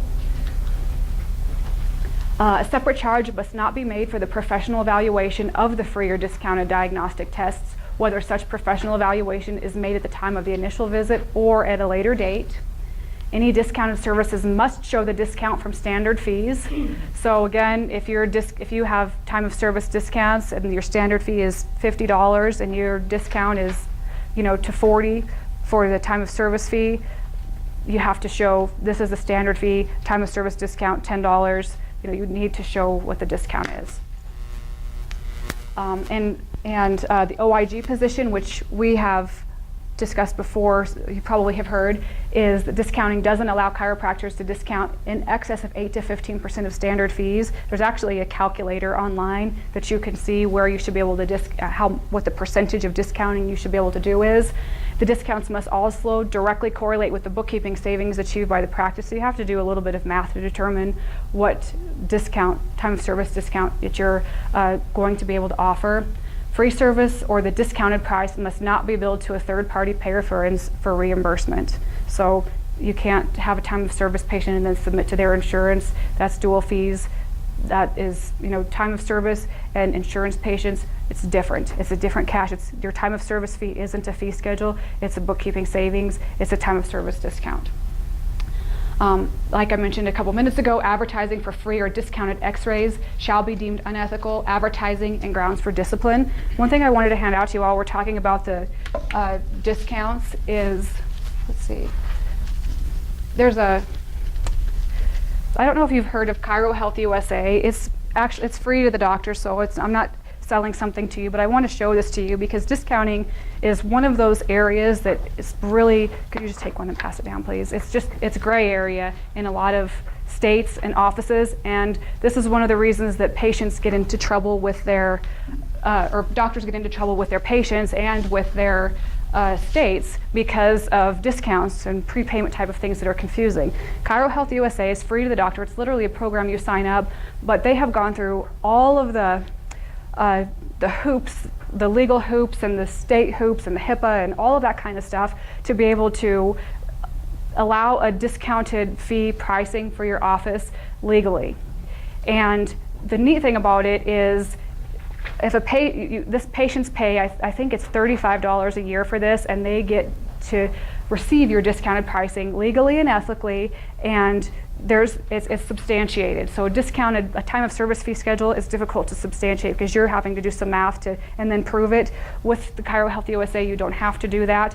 Your patients pay the $35 per year and they get to receive your discounts, but they also get to receive discounts in participating dental offices, eye doctors, I think labs, and there's one other place, but there's a few different places of participating practitioners that the Chiro Health USA or the CHUSA program will allow them. You can go to chusa.com or it's chirohealthusaplus.com, and it shows even more things that they've added to that.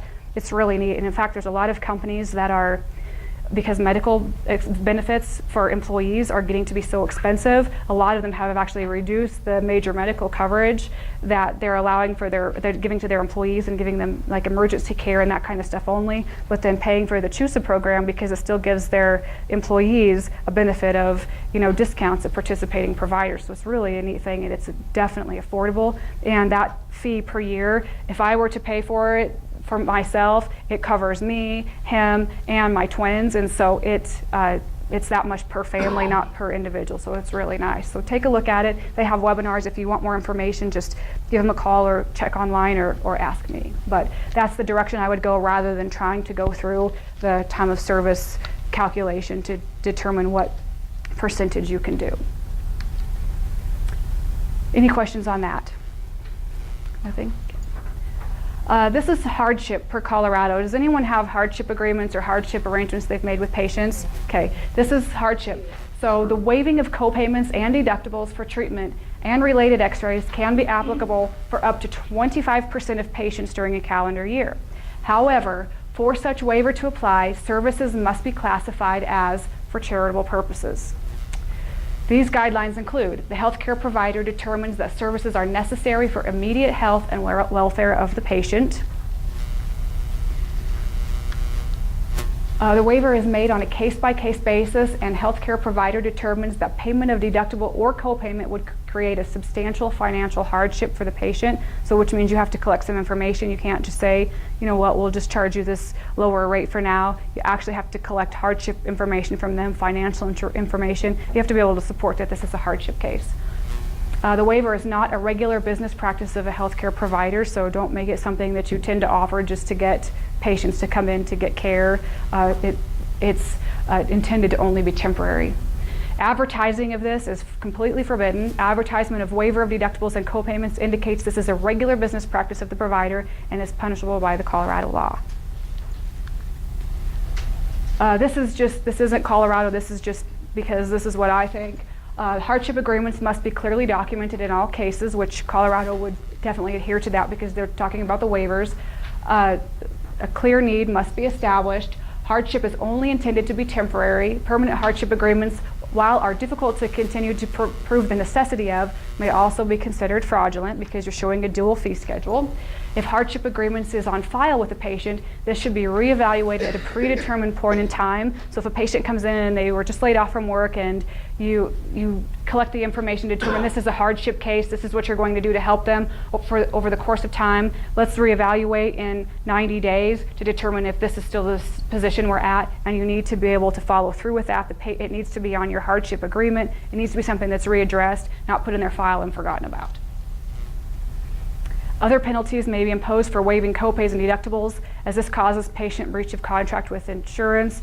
There was a Florida case. So Colorado says up to 25% of your patients. Most people wouldn't ever do that, but there is a Florida case I wanted to go over with you. There was a provider in Florida a couple of years back that was under review for, I actually don't even know how he ended up being under review, but it was determined that he was, in order to help his patients, writing off co-pays, deductibles, doing things like that, and collecting what the insurance was paying, but he was helping them out by not collecting anything or as much over the counter from them as he should have been, according to their insurance policy. Now, when this went to court, it was determined that this provider, while had nor the power or authorization, altered the contract of insurance and enabled the patient to be in breach of their own contract, which allowed the insurance company the authorization to not cover their benefits. So because the patient didn't fulfill their end of the bargain by paying co-payments and deductibles, the insurance was no longer responsible to cover their end of the deal, which was to cover benefits. The doctor had to pay all of that money back for multiple of payments, plus fines and penalties. And I believe, if I recall, that he was kicked out of a few networks for it too. So definitely keep this in mind when you're considering hardships and waiving copays and things like that. It's definitely not. I also know some offices that have family coming in and they bill the insurance, the family's insurance, but don't charge the copay. You can't do that. If it's free to the patient, it has to be free to the insurance. There are no exceptions. Time of service discounts per the state of Colorado. We talked about this just a couple slides back. The specific rate Colorado doesn't say, but the OIG says no greater than 8 to 15% because otherwise it's considered an excessive discount. The time of service discount, as we've all heard before, must be collected at the time of service in order for a patient to be eligible. So if someone comes in, I forgot my checkbook, or can I just pay you, in a couple days, I'll be back on Thursday, and you say, sure, no problem. Can't do that. It has to be at the time of service.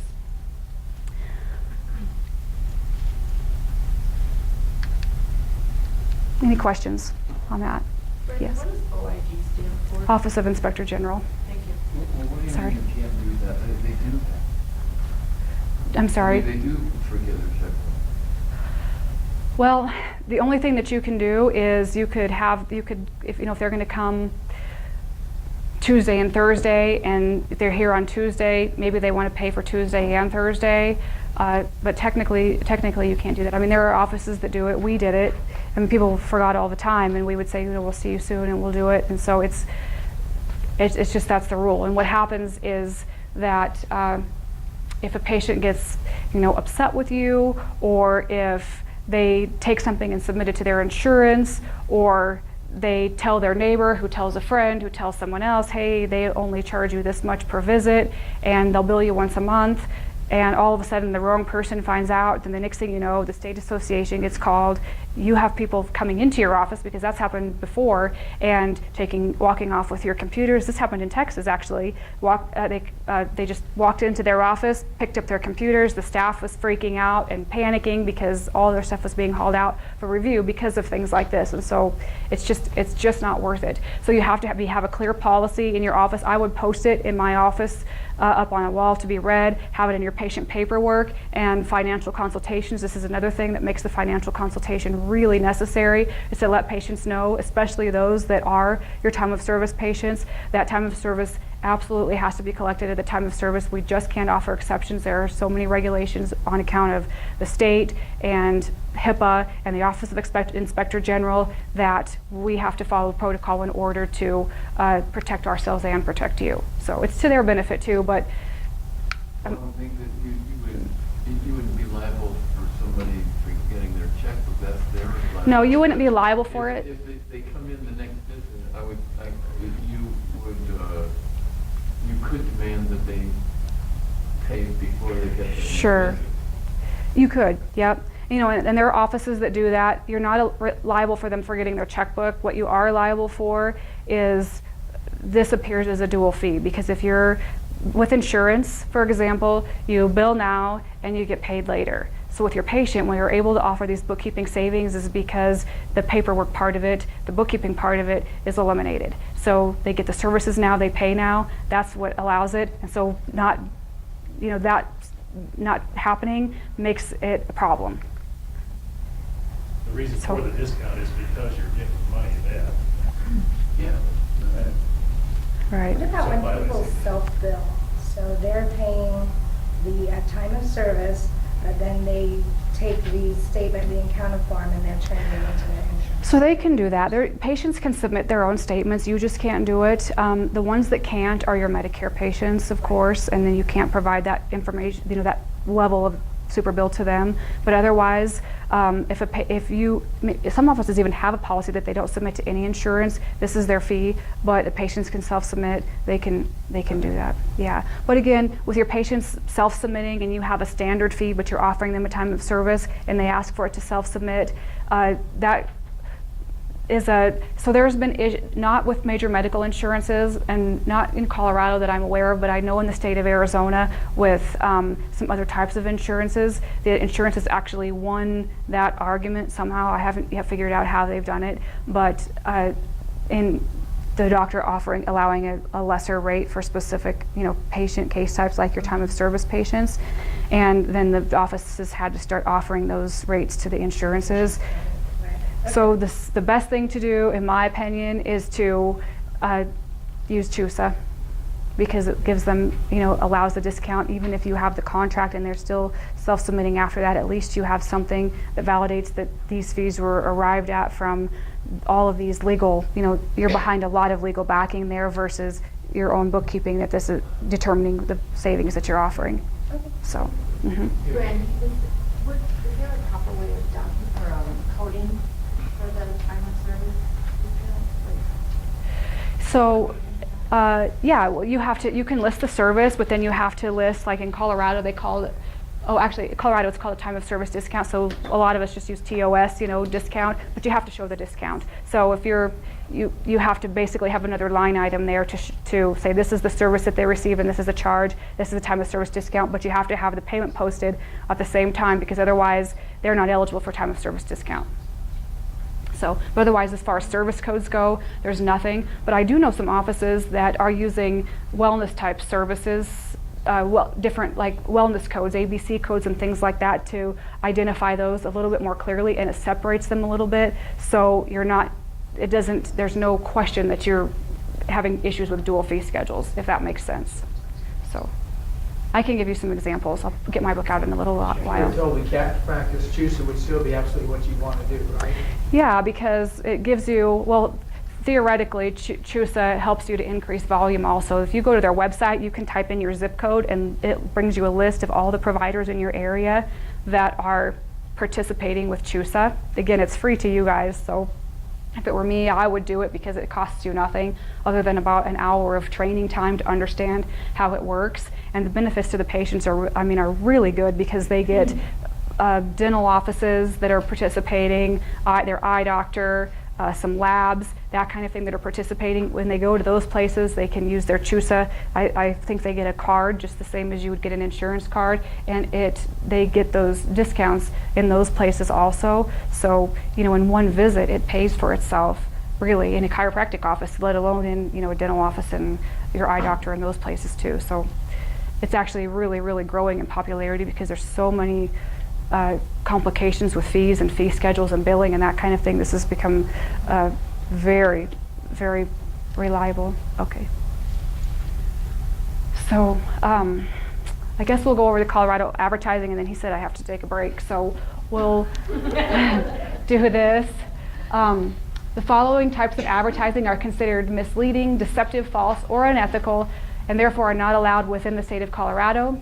Using certification or credential not earned that may cause misunderstanding or confusion as to the licensure of a healthcare professional. So, as you know, you have to make sure that it's clear that you're a DC. If you do acupuncture, you can put that, but you can't put that you do something that you don't have proof of having earned the certification and authority to do. Advertising that has the effect of intimidating or exerting undue pressure. Advertising that uses unsubstantiated testimonials.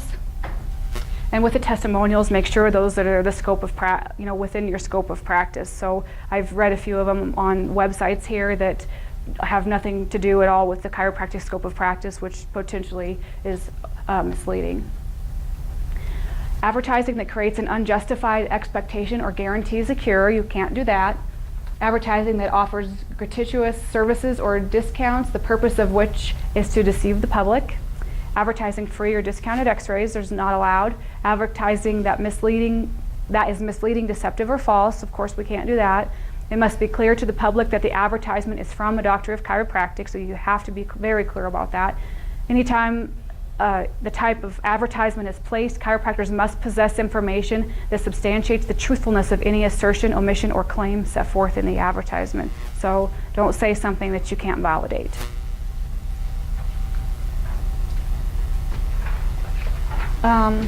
Prepaid services must be a legible agreement clearly indicating the services are being prepaid. It needs to be a really thorough agreement. Agreements must be signed and dated by the patient.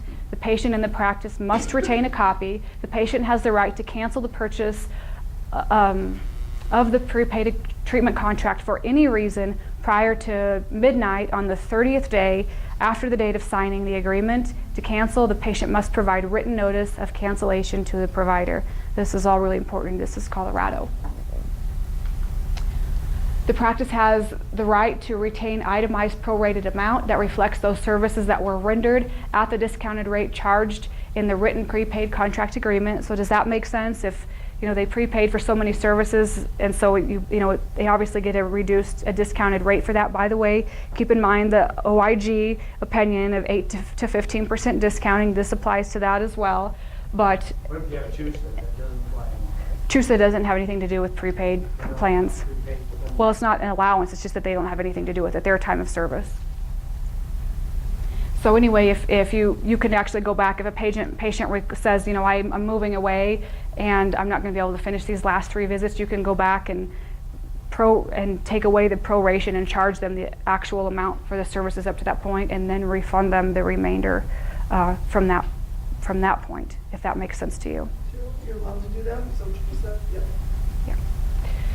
The prepaid contract agreement, because the patient has breached the contract. It doesn't matter why. If they move away, if they go to a different doctor, whatever the reason, the agreement was, 12 visits, and this was all going to happen in those 12 visits, and this is the actual rate. This is what you discounted it by, or in your bookkeeping savings to allow them the prepaid prorated amount.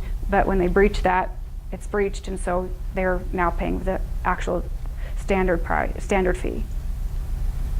The prepaid contract must include an itemized rate schedule prorated by visit, so you can't put, $500 and you're discounting it to $350. That doesn't work. You have to itemize by service, by visit. You have to itemize everything to show exactly what the actual charges are, exactly what the prorated decreases, and use percentages, not dollar amounts. And the reason for that is dollar amounts are less accurate. Percentages are more precise. You can take the same 8% off of 35 as you can 50 and 75 and whatever, versus just randomly picking, I'll take 10 off this one, 20 off that one. So always use a percentage so it's consistent.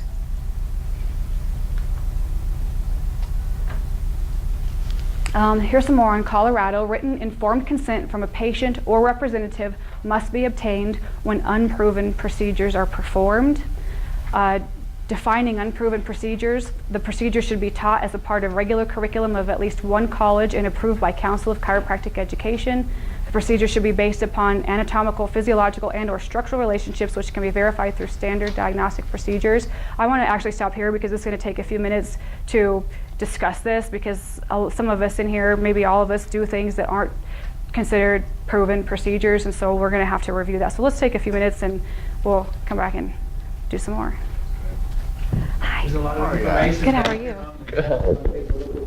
You got a whole lot taller, haven't you? Yeah. I'm not. Better. No. How are you? Let me get some chapstick. Help you. Oh. Do we need to shut the camera off?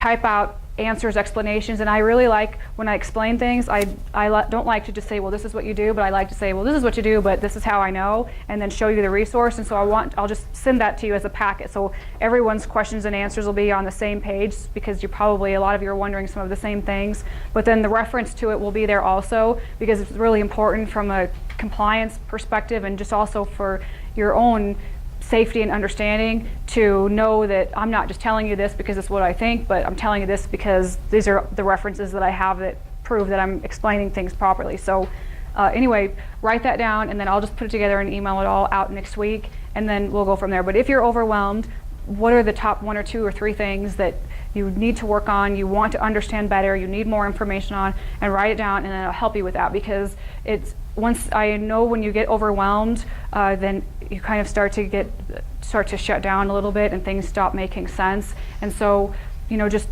cruise through the next couple of hours with me and take notes as we're going along, make notes of other questions you have, but just use this as more of a foundation, and we'll build from there. So this isn't the time or the place where you're going to grasp everything and go home and know how to do everything, but it's more the place that you're going to get some really good ideas and a foundation of where to start. And if you're not sure where to start, having those questions written out, letting me look at them, will give me an idea of these are the first things that I would do, because anytime I visit an office or help an office on the phone or on the email or whatever I'm doing, I always listen to them. These would be my priorities, and the priorities are always the things that you can change that would make the biggest difference the fastest. And so start there and work your way from that point forward, because otherwise it becomes unmanageable and things don't make sense, and then they don't happen because it's too much. So that's where I would start, and then we'll just go from there. And then I'll just be in touch with everyone next week, and I'll help you however I can. So, because I know, a lot of your needs are probably different. So We'll just do it that way if that helps at all. Anyway, I wanted to review this again. The Colorado guideline says written informed consent from patient or representative must be obtained when unproven procedures are performed. Unproven procedures are considered, if any of you use lasers, if any of you use foot baths, if you have saunas, sometimes some saunas aren't, proven procedures. Things like that need to have a written authorization from the patient or saying that this is an unproven procedure. They understand, they're willing to do it. This is why you're doing it. This is the benefits of it. This is their risks if there are any. But they need to acknowledge that it's an unproven procedure. It needs to be in their file. A definition of unproven procedures, and I know I read this a couple of minutes ago, but I want to go over it again because I know that there are offices here that actually do unproven procedures, and this is a pretty critical piece of paper we need to have for those patients that are receiving those services.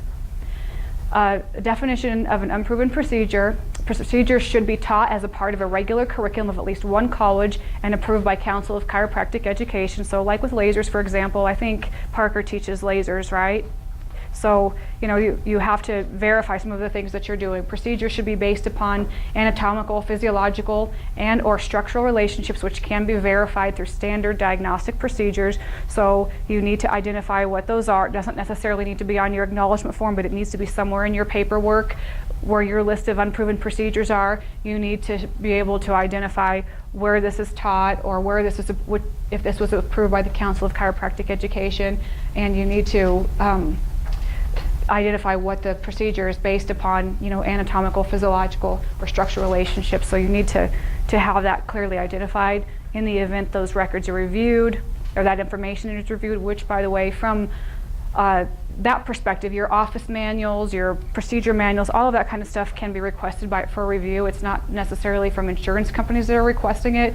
It's from other organizations that are in place to review practice compliance. So, and believe me, they're there. So this stuff is really important because if it's requested and you don't have it, that's a potential problem.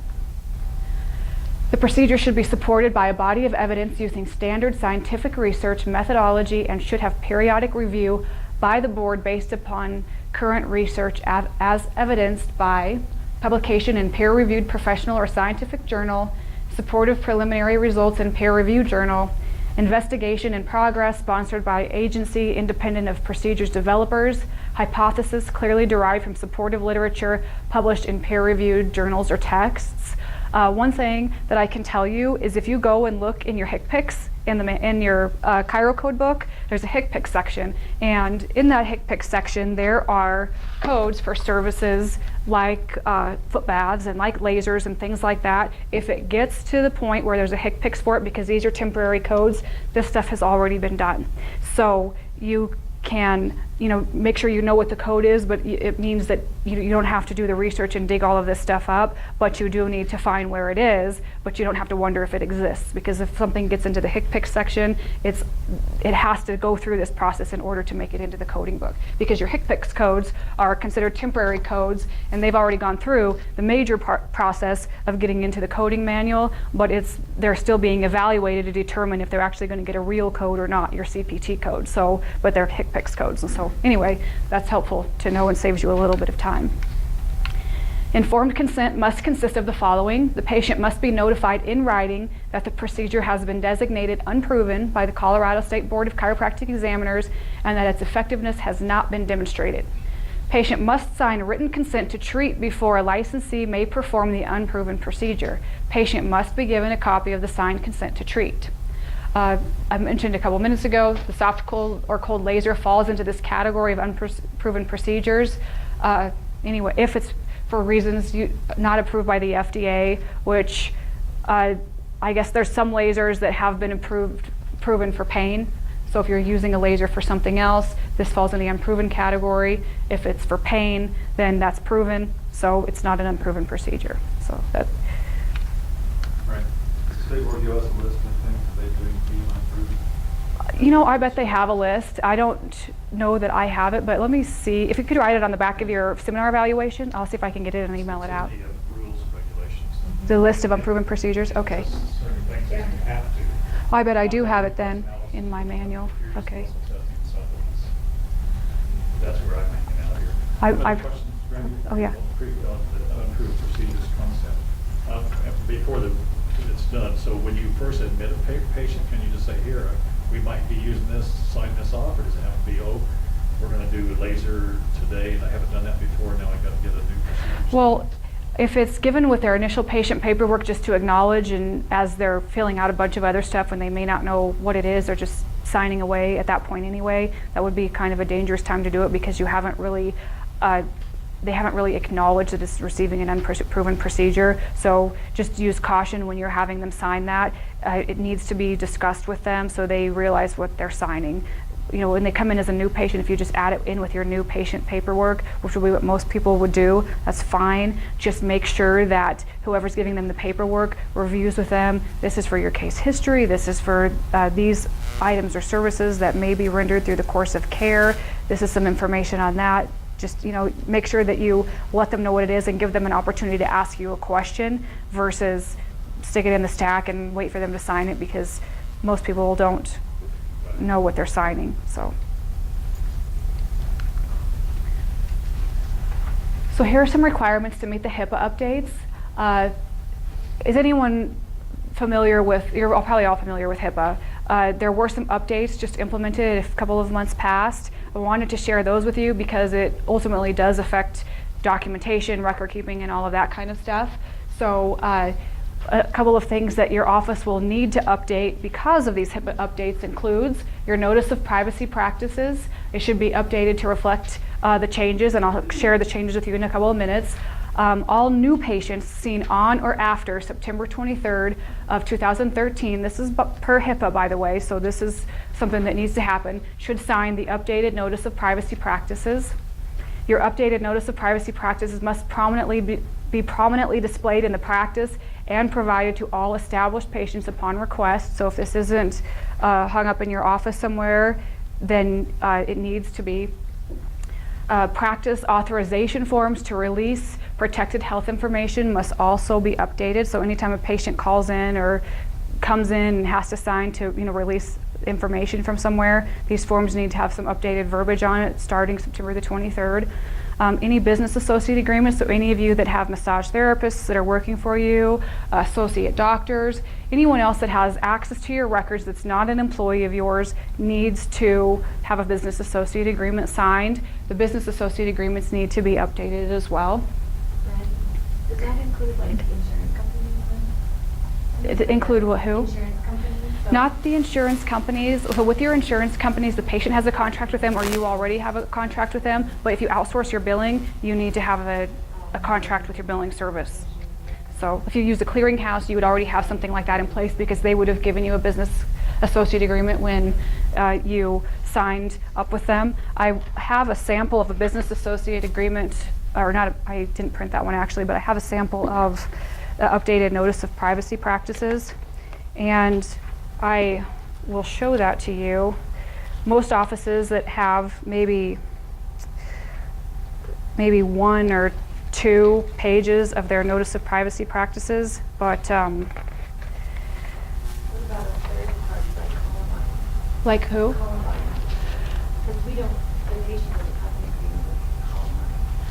They have an agreement. So if you're exchanging information with them, the patient has an agreement with them because you're submitting claims to them, right? Yeah, but So there must be something in place, or otherwise they wouldn't have the patients on record, which meant that the patient has already authorized their information to be sent from you to them, or any information regarding them to be sent directly to them for processing or for review or for whatever. So if you want to see an example of the updated notice of privacy practices, this is one I printed straight off the ACAs. Would anyone like to look at it, or just want to? Okay, there you go. You can pass it around. But it's just that few pages right there. But and I can help you get samples of those also, and you can create them and update them. But there are some changes, and I'll show with you what those are. Another thing, your HIPAA policies, procedures, and your office compliance manual, which you should all have, should be updated. Your office policy manual, which your office policy manual and compliance manual are kind of related a little bit here, that should be updated also, because there's a couple of things like patient records and that kind of thing that you'll have to make sure that your policies and procedures are updated. Brandy, if somebody These didn't are- know how to do that office policy manual, could you help them do that, or that's something you do?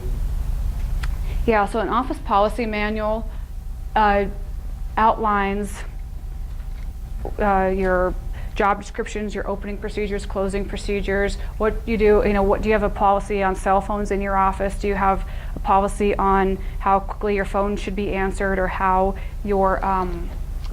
quickly your messages are returned, or policy on if a patient misses an appointment or doesn't show up, how soon you call them, dress code, late for work, all of that kind of stuff needs to be in a policy, because guess what happens if it's not in a policy? Then it's just assumed and there's no rules, and then you have maybe CAs or assistants that are kind of coming up with their own rules, and not because it's their fault, but because there are no rules to follow. But this comes with a really, really long line of obstacles. So every office should have a policy manual, and yes, we can definitely help put those together. But back to the HIPAA updates here. These include, and by the way, this is an abbreviated, you've probably heard of the HIPAA Omnibus update. This is what it is. So it deals with the patient records request. The new rule eliminates the provision that previously allocated 60 days to fulfill record requests. Now, covered entities are required to provide access to all paper and electronic protected health information within 30 days of a request, and have the option of a one-time extension of 30 days. So this is a new rule. That's what your information has to indicate. Patients also now have the right to request that such data be sent to any person or designated entity, such as another doctor, a caregiver, an online personal health record, or a mobile application. So they can tell you where to send it. They have a lot more authority over their records than what they did before with this new update, but your paperwork needs to be updated to show that. This is addition to the update also, business associates liability for breaches. Another of the changes to the HIPAA legislation is that business associates and subcontractors who work with covered entities can now be held accountable for the privacy and security of personal health information. So an example of this, if you outsource your billing service needs to be compliant with the HIPAA guidelines. They need to have their own policies and procedures and manuals in their offices, and they need to identify to not just themselves, but to you, how they're protecting that protected health information. So that's important. Previously, business associates were liable only if they signed a business associate agreement with a covered entity. With the new rule, other entities are now considered business associates, including health information exchanges, personal health record vendors, cloud service providers, medical billing services, and others. Which the cloud, does anyone use the cloud to back up their records? Okay, well, if you decide to, make sure that you check with the cloud service that you're using, because what happens is once something is on the internet, it's really never gone. And a lot of cloud services that are established have maybe they're established somewhere in California, but then they outsource overseas. And so you don't know where your information is actually being stored. And if you go through and delete your records because maybe you're disposing of aged records, those records really are still there somewhere, but who really actually knows where? Because there's a pathway of any number of places it could be, and that creates a potential possibility of your PHI being distributed in the wrong hands. And guess what happens if someone in another country gets some of your patient's PHI? Then you really have trouble, because you have all of the issues between countries to figure out what happened and who got it and how to find them and that kind of thing. So it just becomes a spider web of potential issues. So just be cautious if that's something you decide to do. Some of my chiropractic colleagues are, they post in their office HIPAA-free office. Is that legal? Like if they're a completely cash practice? Well, it I've seen doesn't. them do this. They post it, we're a HIPAA-free office and they're completely cash practice. Is that legal? So because if they use a fax machine, they can't be HIPAA free. If they communicate over the internet, over email, they can't be HIPAA. If they do if they have software that they're billing on or keeping their patient records on, even if it's Quicken or QuickBooks or something like that, if they can get online on the same computer, that's HIPAA. There's so many things that there's really no such thing of it anymore. I mean, there used to be a time when there was no one really faxed and no one did anything except answer the phone and write things down on a travel card, but that's not life anymore. So no, they can't be HIPAA free. They're going to be maybe license free someday.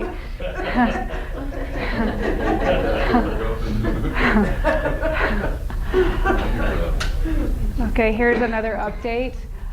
Patients have a greater authority on records disclosure. The new regulation states that as long as the patient pays for a healthcare item or service in full and out of pocket, they can ask a provider not to disclose the PHI related to that item or service to their insurance company. Providers are required to honor that request.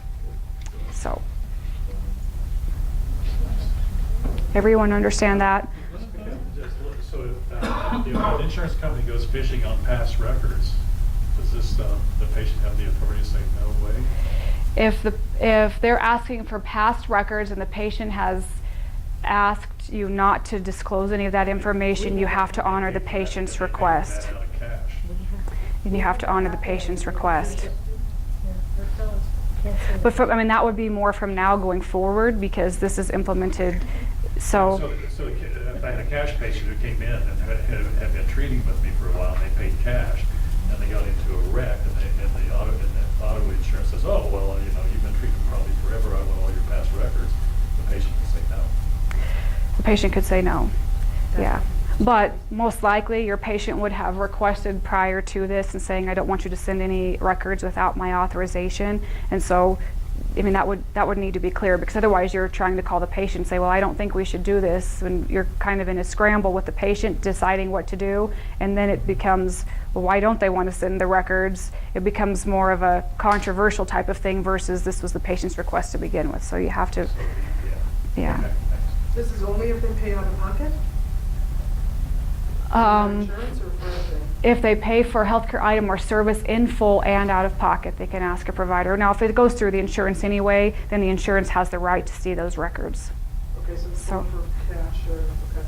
Yeah. So if you have a patient coming in and they're, maybe they get nutrition and that kind of thing from you, and for whatever reason that was requested, and the patient says to you prior to, there's no reason this information should be sent anywhere, I want to be the only person this is ever released to, you have that authorization, then you have to honor the patient's request. But you have to have it in writing, of course. It can't be a verbal exchange between the two of you, and an understanding that you have it has to be something in writing from them. Notification of breach. So previously, providers were only required to report a breach if it posed a significant risk of financial, reputational, or other harm to an individual. Now, the burden of proof lies that a breach won't cause harm to an individual. It lies with the providers. Any unauthorized acquisition, access, use, or disclosure of personal health information automatically will be presumed a breach until a provider or covered entity can show via a risk assessment that the likelihood of such PHI being compromised is low. So what that means, if you tend to go home in the afternoons and take your notes with you to do in the evenings, and maybe you stopped at the subway and your car got broken into or your car got stolen, that's a breach. And so you have to do an assessment, and they actually, it's 500 or more records, I think, that has to be posted to your website. There's a whole list of stuff that I can send to you to give you the specifics, but you have to do a risk assessment to determine the level of breach, and based upon your findings in the assessment is the protocol that you have to follow, because they actually outline if it's this number of records or if this is the level of the breach. And a lot of the breaches now are online because of hackers and that kind of things, which who knows how many records is at that point. It's basically tiered. So I can send that out. In fact, I have a blog, and it's the totalpracticeresources.blogspot.com, and I post this kind of stuff on there all the time, and you can even go to my blog and find a lot of the stuff that we've talked about today. Don't say that a little slower. Oh, sorry. totalpracticeresources.blogspot.com. And actually, if you just go to totalpracticeresources.com, there's a blog link, and it'll take you right to it.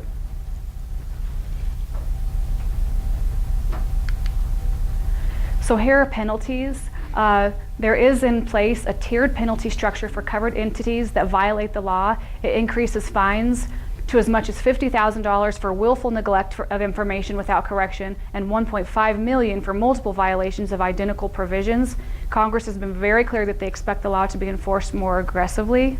So if you all know Edna Mode, luck favors the prepared, so be prepared. And anyway, and that actually, this is the tiered. I've typed this out on my blog to show the tiers, but you can see it's pretty significant for penalties of breaches, willful neglect. There's really no, it used to be back, years before where, well, I didn't know, sorry, I'll make the correction, but now that it doesn't matter anymore. Sure, Congress exempt themselves now. Yeah. Okay, there's a new claim form coming out. Is everyone, does everyone bill insurance except for you? You don't? Okay, you don't bill? So you don't do anything with the claim forms? Okay. You could just take these and pass them out and I will explain these. I'm gonna keep one so that I can see what it is, okay. When we were just talking about the HIPAA, I wanted to pass these out as another handout to you. Compliance goes hand in hand with your documentation and your record keeping, and we're not going to have a lot of time to spend on this today, but it's really critical to ensure that your notes are complete, all of your policies and procedures, everything that you're doing in your office is up to standards, and there are penalties, and very hefty ones, for non-compliance.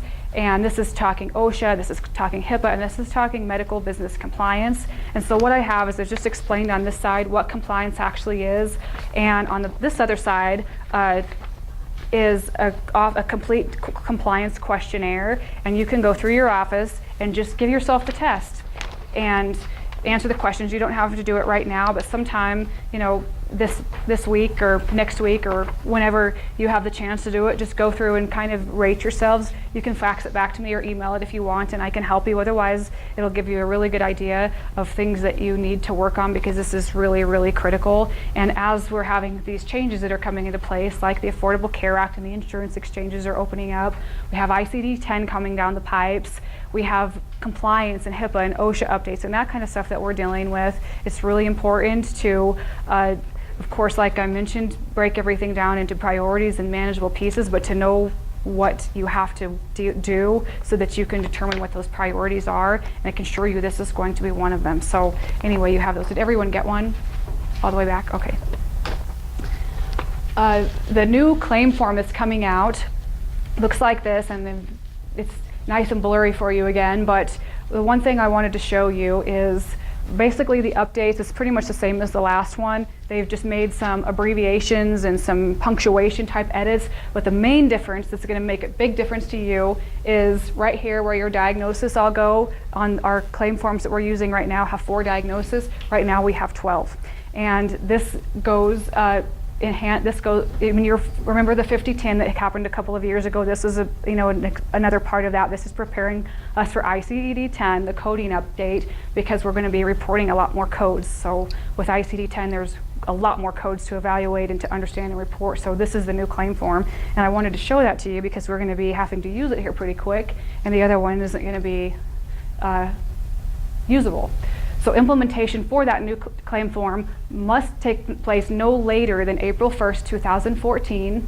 The implementation chart is just right here. January 6th, 2014, both private insurance carriers and Medicare will begin receiving and processing paper claims submitted on this revised CMS 1500 form. So beginning January 6th, you can start using this claim form. Don't use it before because it doesn't fit with their systems, but get them ordered and get ready to use them. January 6th through March 31st, 2014 is a dual use period in which private insurance and Medicare receive and process paper claims submitted with either the old form or the new form. So you can use one or the other. That you should be transitioning somewhere beginning January 6th and so on.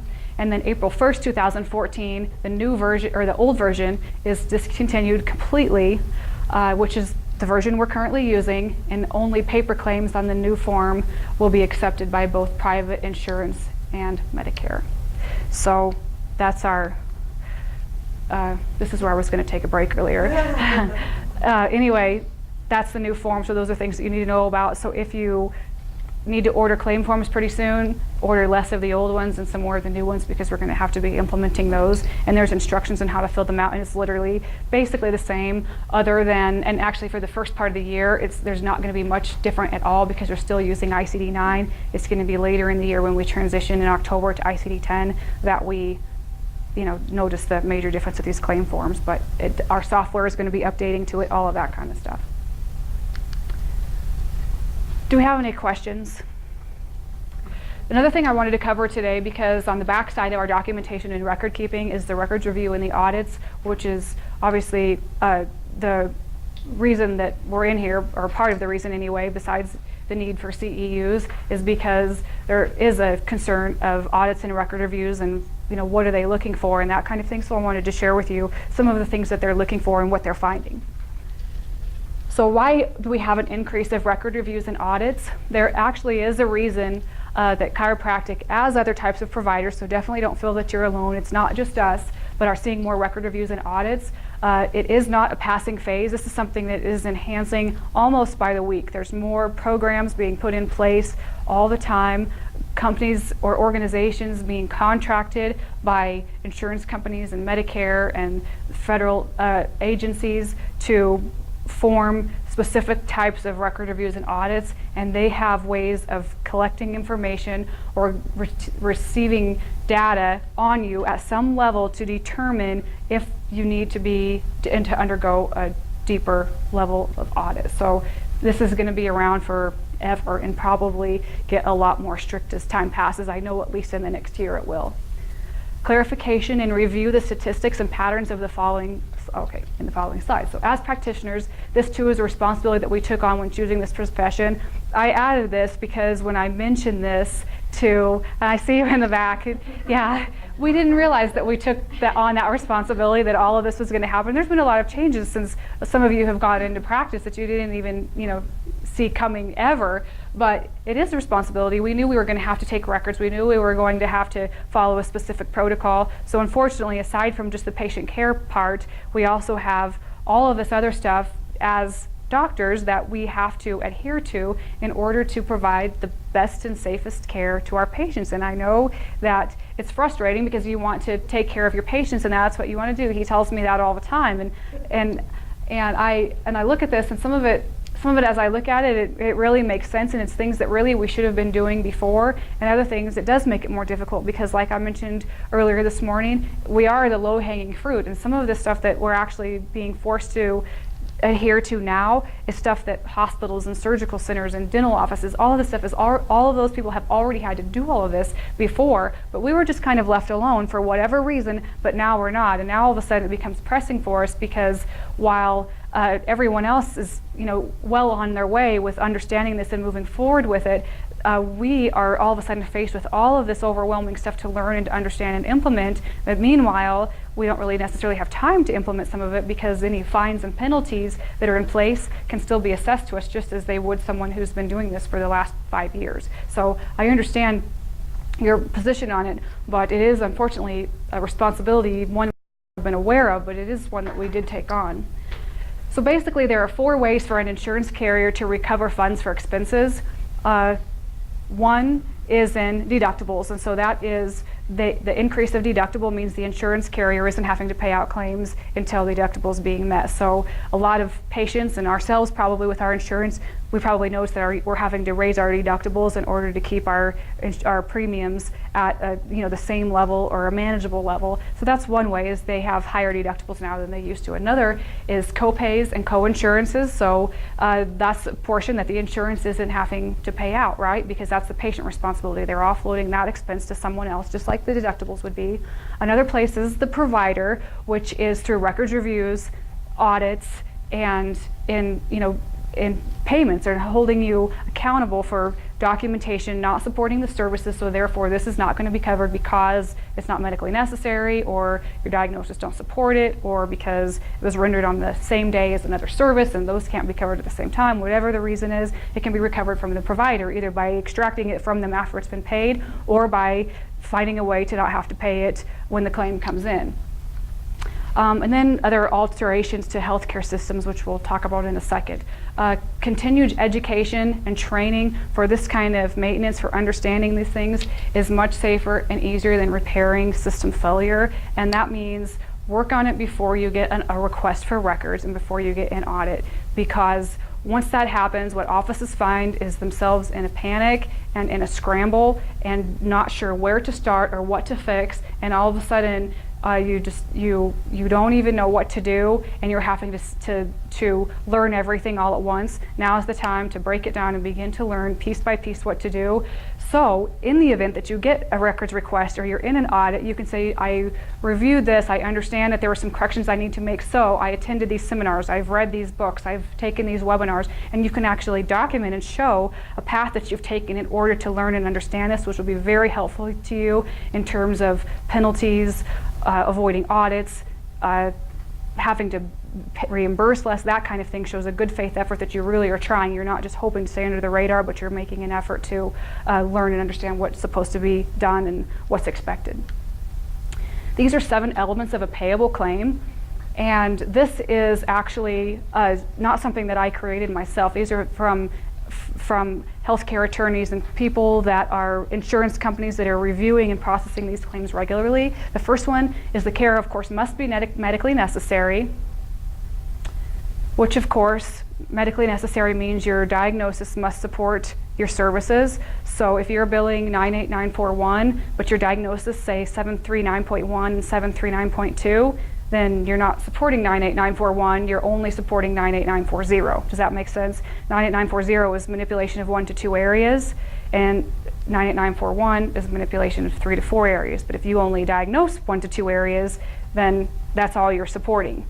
So your diagnosis must clearly represent your services. If you document that or if you bill that you did, let's say 97112, the neuromuscular reeducation, for proprioception, for sitting and standing activities, you need to have a diagnosis that supports the need for that service. So whatever that diagnosis might be, you need to have that diagnosis, otherwise your service isn't supported. Of course, it has to be supported in your documentation, but from a claim form perspective, if there's not a diagnosis supporting that service, then how did that service happen, or why did it happen?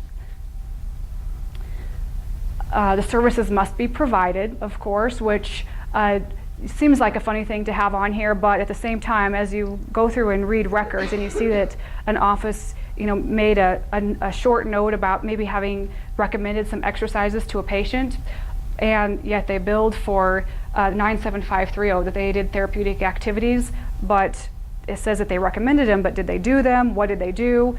It doesn't show. It shows that the service was billed and expected to be paid for, but there's no documentation indicating it was actually done. You need to clarify those kinds of things.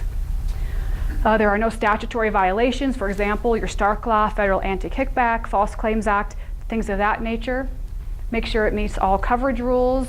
It must be fully and completely documented, properly coded, and properly billed. So this is really important. And one of these times I would like to do another seminar, and I would like for everyone who has staff to please bring your staff, because I used to be a staff, and if I didn't know this kind of stuff, I can absolutely assure you my doctor would have had no idea, or he would have had glimpses of bits and pieces in his mind of what needed to be done and had no way to explain that to me. So I'm so grateful that I got to come to seminars like this, and I liked to read books like that because it helped me to understand and implement these things into our office, which helped us to avoid a lot of problems.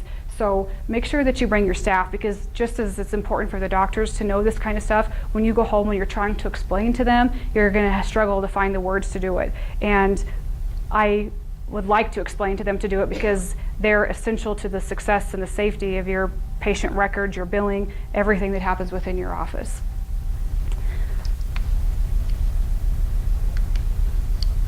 Okay, so here are some statistics I wanted to go over with you, which is just further validates why our records reviews and that kind of thing are happening. So error rates are determined and reported twice per year in May and November. These rates are used to determine what education, training, or changes may be necessary for contracted payers, Medicare, and other providers. the nationwide chiropractic statistics, which is the mid-year report. This is their 2008 report, and this is chiropractic specific. Chiropractic is determined to be the 6th highest Part B paid claim error rate at 10.2%. So that's 10.2% and 6th highest paid means that they are, or were at that time in 2008, saying over 55 million and counting in projected improper payments were sent to chiropractors, and it's like 1-something billion right now. It's a lot. So Medicare recovers $17 for every $1 spent in audit and review efforts.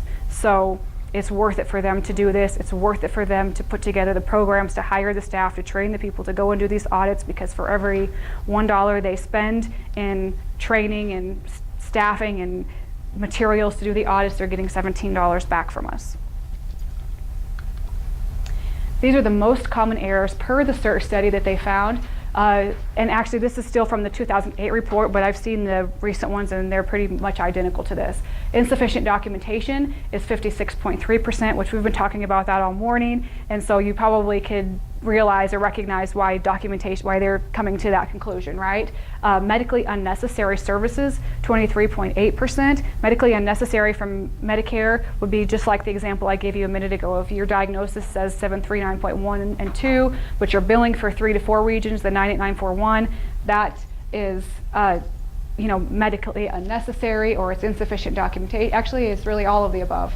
So those are kinds of things that we need to look at more closely.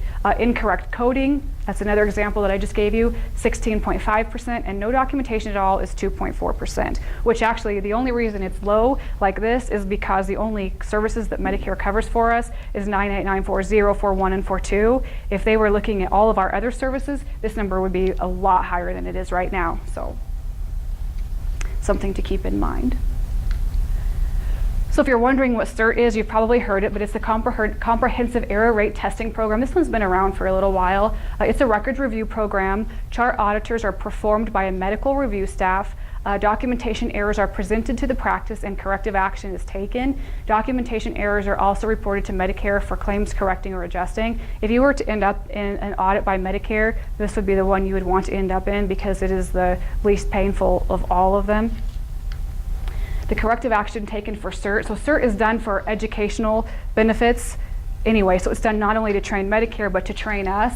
So there are different levels of education that may be required depending upon the error rate of the provider. So by looking at all of your records, they determine an actual error rate, and then they tell you you need to get education on these specific things, and you have so much time to do it, and those are all of that kind of stuff. So it's an educational type of review. Providers are often requested for repayment or for overpaid or incorrectly paid funds. So it doesn't mean that they're just auditing you to educate you, but they're also auditing you to get money back. But initially, their primary purpose is to determine what changes need to be made in their own policy as well as our own documentation. Follow-up medical records review is common in these CERT errors to ensure that requested corrections and improvements have been made. So don't think once you've been through it and it's done. You'll go through it again at some point. It could be 6 months, it could be 6 years, it will happen again. The steps above indicate errors made in the absence of fraud. If fraud is detected, alternate corrective actions may be likely pursued. So that's probably pretty much a given with anything, but they can refer to many different levels of authority if they do suspect that there's something fraudulent going on.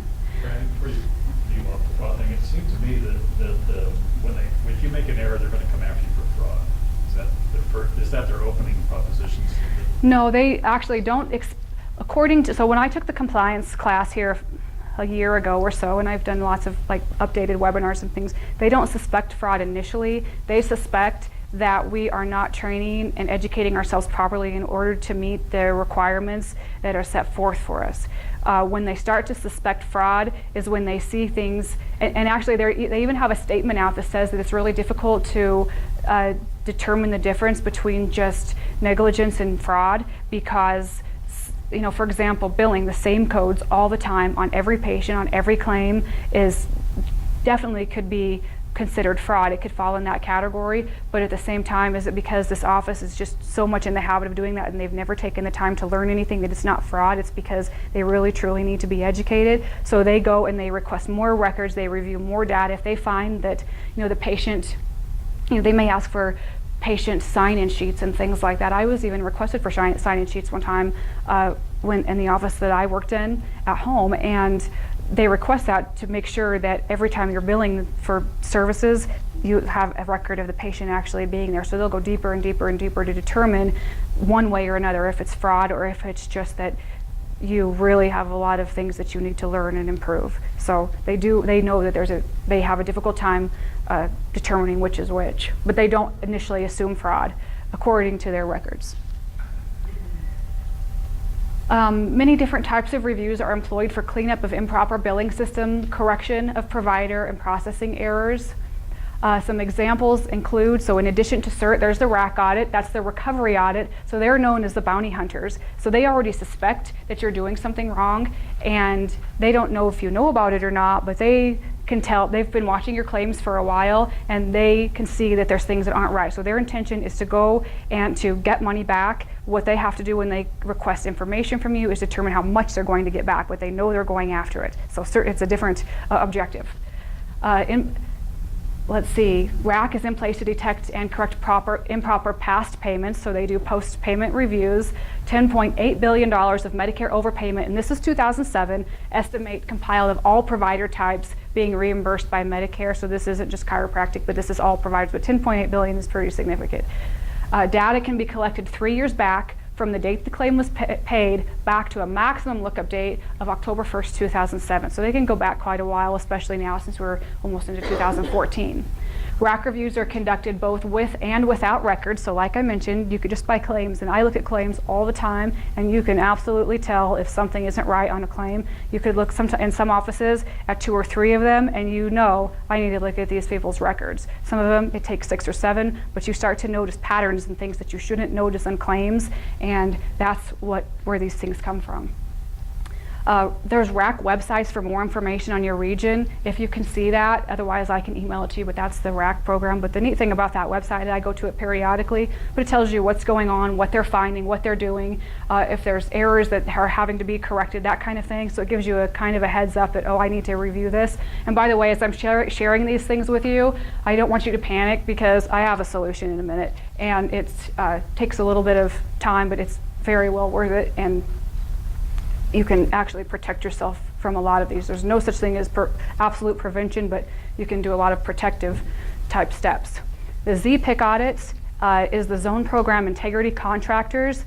ZPIC is the most dangerous audit right now taking place. ZPIC has the power to do pre- and post-payment audits, Medicare revocation, referrals for civil and criminal enforcement. Colorado is in Zone 4. There's 7 zones right now. That's the Health Integrity Zone. I put their website on there for you. Again, go to that because you can see what ZPIC is doing in Colorado right now, and it helps you to know what, it gives you some ideas on these are things I need to correct, or oh, I did that before, or you know, some kind of insight, so all of a sudden you don't just feel blindsided, but it gives some really good information. Some other statistics I wanted to share with you, which relates to our claims and documentation and why documentation is so critical. And I'm so glad because actually a lot of states don't require credit hours for record keeping and documentation, and I wish that everywhere did because it is really so important. And I have looked at records in a lot of states and they're terrible, and this kind of stuff is going on everywhere, and so many doctors don't have to learn about it and they're just ignoring it. So the fact that you have to put 4 hours into it every 2 years is not much time, but it's really important because all of this stuff is still happening whether you're aware of it or not.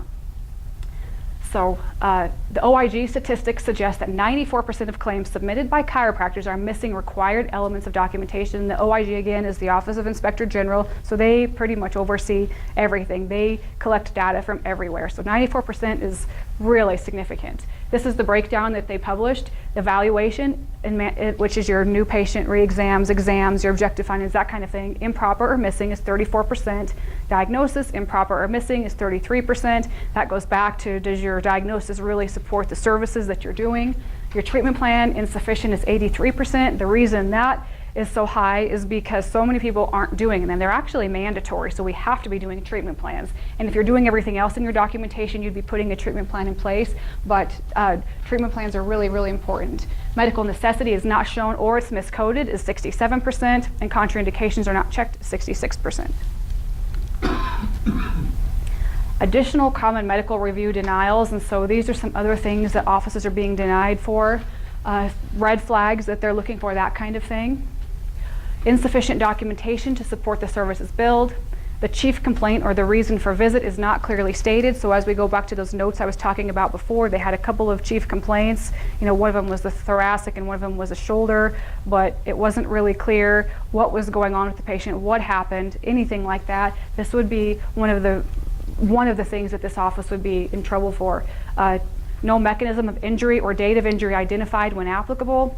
No evidence chiropractic procedure was performed, or any other service actually. Identical notes from one visit to another. Again, that goes back to the notes I showed you earlier. It's literally on your electronic medical records, it has the same as last visit, and a lot of officers are just going through and clicking same as last visit, same as last visit, same as last visit, but it's literally verbatim, word for word, exactly the same thing. And this is one of the reasons that denials are happening and reviews are happening and that kind of thing.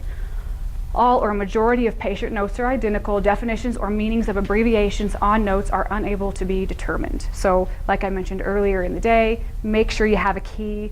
If you're using abbreviations, make sure not just you, the doctor, knows what they're for, but your office needs to too. I've been to a lot of offices where the doctor notes things and there's someone else doing data entry, but they don't know what it means. And so rather than stopping to ask, they're just entering what they know what it is. And all the while, it's this miscommunication of two people that see each other in passing all day long, but have no idea that the doctor assumes the person doing data entry knows, and the person doing data entry assumes that she knows too or he knows too, or that if there was something else they were supposed to know, the doctor would tell him. And all the while this is happening right within the office, totally preventable, but it goes on for months and even years in some offices, and ends up on claims, and the office ends up in an audit and has no idea what happened because as far as they knew, it was being documented, or the staff knew, or whatever happened. So much of it is communication between doctors and staff. Signatures or dates of service are not included on treatment notes. So dates of service, sometimes are missed because whoever writes it down, especially on your handwritten notes, doesn't know the date. Our doctor used to do that too. He didn't know the date, so he'd put the month and the year. And once we had to be sure to check that as we were doing data entry to make sure to put the date down, because if he didn't know, then we had to check that for him. So make sure you know the date. Signatures, your doctor's signature has to be on all completed notes. It's a legal form, a legal document, just like I mentioned earlier. The level of subluxation is not identified. Chief complaint, when identified, does not correlate with subluxation and area of treatment, which is the Medicare requirement. If a patient complains of a certain area, your diagnosis have to specify that certain area. So if you're treating Medicare for 3 regions of the spine, you need to have some subjective information on 3 regions of the spine. Treatment plans are missing, incomplete, or not individualized. That happens in a lot too. Even like the notes I showed you earlier, just between those 2 patients, that treatment plan was pretty much identical. What a half sentence it was in length was the same. No evidence of improvement after long periods of care.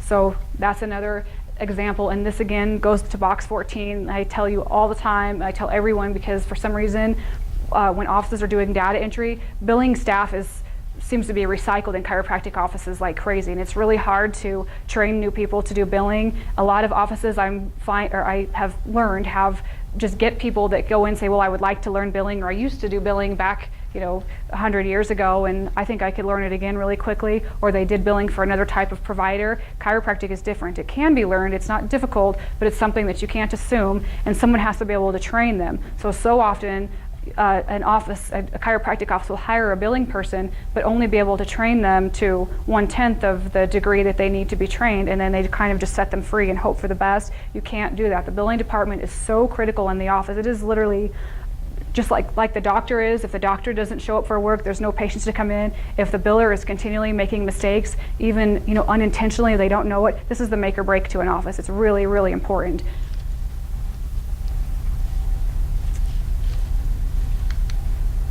So the solution is the gap analysis. Has anyone heard of a gap analysis? No? Okay. So the gap analysis is literally just what it sounds like. It's a tool used for the protection of and prevention of unrecognized and uncorrected errors and oversights. I've been doing gap analysis for offices for a while now, and it's really helpful in determining what they're documenting, what they're billing, and what needs to be done to marry the two or to bridge the gap between the two. And that's how I tell you. Another example I have is so much of it is communication between the doctor and who's doing the data entry for billing. Not to mention not documenting properly and thoroughly, but there needs to be a definite communication and training in this area. So it's recommended that every practice perform a gap analysis at a minimum of once per year. By the way, this is not mandatory right now by compliance regulation, but it's going to be, and so it's something that you need to do anyway, because required or not, this is protection, major protection for you. It may be more necessary more frequently depending upon the findings. And so let's say you've never done a gap analysis before, you do one and you find a lot of errors and things that you need to correct. Don't wait another year to do another one to see if it's been corrected. Maybe do it again in 3 months or even in 6 months and see and monitor your progress or change, because you want to make sure that you're making sure everything is changing as it should be and improving as it should be. Did you have a question? No? Okay. You don't? Yeah. I'm putting you to sleep probably. I'm sorry, what? Use ABC codes and stuff instead of ICD-9 codes, and they send that into the insurance company, then you have to then convert it, or does that get you out of it? So ABC is not intended for anything with insurance. So ABC is the advanced billing concepts, and that's strictly for your wellness services where there's no other. They're not like registered codes like the CPT and HCPCS are. ABC is literally a code set that was put into place because there's all of these other services, like wellness type services that offices are doing that have no code. And what was happening is offices, just like the one I showed you earlier in the morning, we're just picking a code, a random, like a regular CPT code, like the new patient exam, and putting it for a consultation for something else. And so there was causing all kinds of confusion and disrupting their records. They're not correct anymore. So that's when ABC came into place and said, let's put these alphabetic codes in place, like, BA, BAQ, and, all of those kinds of things. And it's not for insurance. It can't be submitted to insurance. If it accidentally gets submitted to insurance, it will either do one of two things. The entire claim will deny because ABC isn't recognized, or that service will deny and it won't, nothing will happen, just that service. But ABC is for like wellness, cash practices, things like that, and for your patients where shouldn't be submitting to their own insurance because of dual fees. I would use like an ABC code for that, because if they do submit it, it's going to be listed as unrecognized, as not covered service, that kind of thing. So, but that's what ABC is. Do that and take cash, you think? Yeah. Yeah, because then you're also not having the dual fee schedule because it's a complete different service, right? So what's the benefit of an ABC code? The benefit of an ABC code is it's still a language that can be translated from more than one person. So if I was reviewing your notes and you had a whole bunch of CPT codes for services that you didn't really match the definition of the actual service, but you needed to put it in your system somehow, so you used a regular code for it, then when I'm reading your notes, I'm seeing all of these services that aren't performed, and to me, it's these services didn't happen, it's not medically necessary, probably fraud, that kind of thing. So ABC comes in, and they are codes that you give me your notes or your records that shows you did all of these different ABC codes. I can open my ABC book and say, oh, okay, he did this and he did that, and this is what that was for, and that's what this was for, and I can see exactly what you did, and you're not changing the language, I guess, if that makes sense. When you say when you look at it, Well, or anybody. Not the insurance company. No.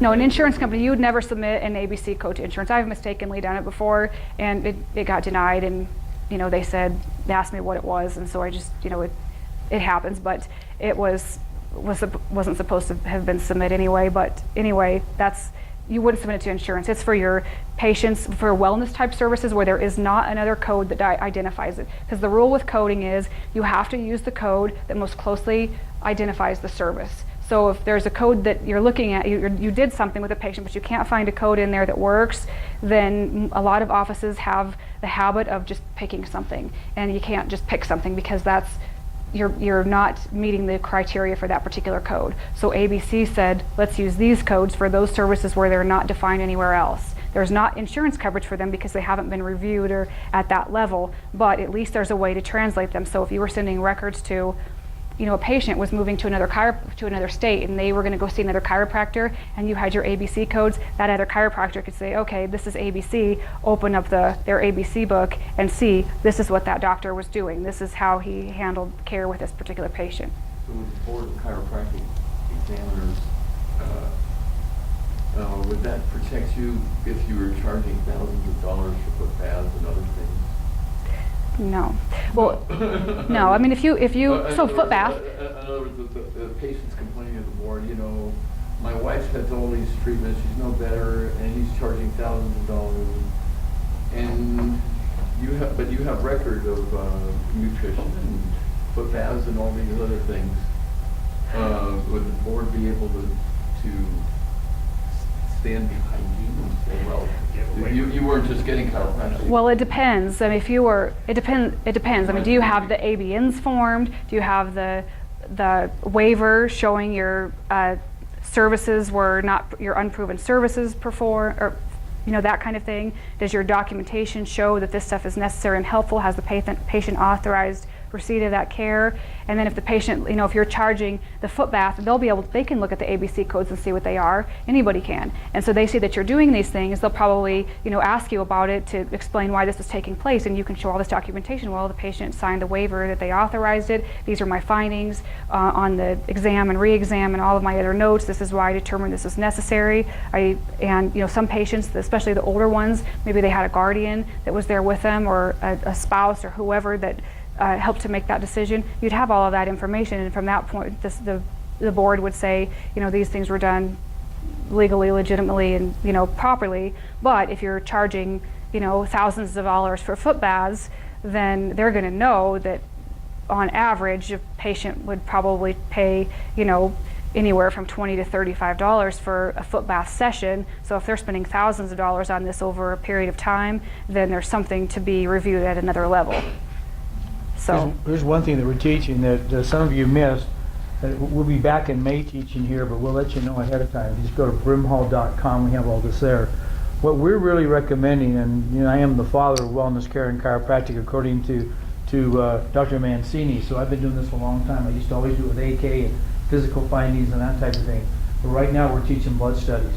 And in this, you have the patient sign a waiver that says, all this stuff you're doing I know is experimental, or that I just come in from a nutritional review. And on this, they list all their symptoms. You list all your physical findings. They list all the drugs they're taking. And then the computer report spits out, according to this very complex blood test we're doing. This is a test that would cost you normally $1,500, is like $150 because you've joined a co-op. All this is through brimhall.com. Just look it up, give me a call, whatever. And then when this report comes out, it's a 12 to 14-page report that does everything Brandy says you do. The patient has the symptoms, you have the drug list, you have the interaction. It tells, here's the blood study, and the blood study says, gee, you have kidney problems, you have liver problems, your blood sugar's off, your hemoglobin A1C is going to the roof, your insulin's too high, and for that, according to the literature, here's the nutrition you need, A, B, C, D, E. And we take all this information, and no board can challenge you at all. This is one thing we ran at. I'm a different AK, I'm a different acupuncture. This has been the best thing I ever did because it's all documented. And nobody, they can argue with it if they want, but I don't know how they're going to argue with the guys who put this together. So this is a science-based program that we have together and available for you guys. So just contact us and we'll steer you there. I have a sample of some of the reports out there that every patient gets. And right now, Brandy and I run this on ourselves twice a year, and we recommend our patients twice a year. But we show you how cases after case after case, within 30 days, you make major changes. And it's documented that it changed, size change. Not just range of motion, but literally hemoglobin A1C changes, blood changes, creatinine changes. So this is another thing that we do a lot of. So just let us know and help you do that. yeah. Did you mention the ABC codes are in the Chiro Code book? They actually took the ABC codes out of the Chiro Code book in the 2007 edition, and so there's a separate ABC book now. Yeah. Okay, back to the gap analysis. So it's recommended, like I mentioned, every practice do it once. Doesn't take that long. Again, I mentioned that I've done it for several of offices. It's really a really neat tool of finding what needs to be done, what needs to be improved, how to improve it, and that kind of thing. And this is how you do it.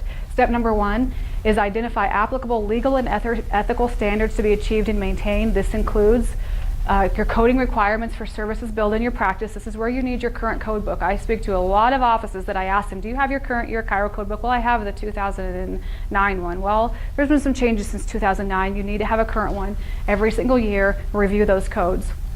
Proper billing practices and fees for claims you need to review. I do fee schedule analysis every year for as many offices that want them, and it actually goes by state and actually some states territory, because some states are like New York is just really different, so it's different. There's different regions in New York. But anyway, it lists for you the low, middle, and high average of fees for services in your area. So you have an actual evidence of how your fees were determined. And one thing with fees is to make sure that they're consistent, which is another red flag that I didn't mention earlier on your claim forms. If your fees are really funny, so if you're billing $98941 and your charge for $98941 is $85, and you're billing also $97140, but your charge for that is $35, that's obviously a little funny, right? I mean, you have one really high and one really low. That kind of roller coaster in your fee schedule is something else that would immediately be picked up on and monitored pretty closely. So you need to make sure your fees are all consistent. Identify optimum documentation practices. So again, refer to your Chiro code books. They give lots of information. There's Medicare LCDs. Has everyone heard of the LCD with Medicare? Local coverage determination. I'll explain that in just a minute then. You need to identify those documentation practices. Take seminars like this. Look at your Medicare website. Like I mentioned, the Chiro code book, there's webinars you can take. There's lots of different places that you can go to learn what documentation you need to have. Make sure you review your laws, regulations, and ethical standards related to compliant business practices within your areas, which is what we're doing today. We're going over all of the Colorado stuff as far as Rule 22 goes to make sure that you are aware of that and compliant with that. With all of this information, you'll need to assemble a complete list of policies and procedures that are needed to be implemented and improved in these categories. So when I do this, is step 1, I have an office send to me, I have them print to me out all of the services that they're billing, and if they're and the actual definition of what the service is that they're billing. I have them send me documentation corresponding to it too, so I can look to see how they've noted things.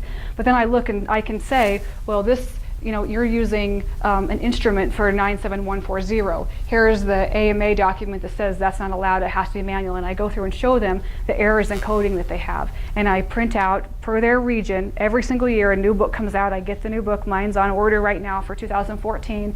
And I look at their fees and I evaluate to make sure that they're somewhere within one of the 3 ranges and their fees are all consistent. And I go through that and I'll begin to create a report for them on this is as far as step 1 goes. These are findings that I have and things that we need to address and work on. Usually what I do is refer everyone to pages in their Chiro code book if they have them. If they don't, I scan them and send them because they need to read the complete descriptions of the codes. A lot of the codes, like I mentioned earlier, have documentation recommendations and tips under there that are really useful in making sure your documentation is complete.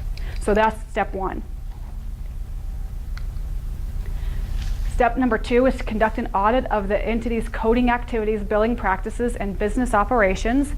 Do the provider's activities comply with applicable local, state, and federal requirements? Do the provider's coding and billing practices comply with applicable coding rules and regulations?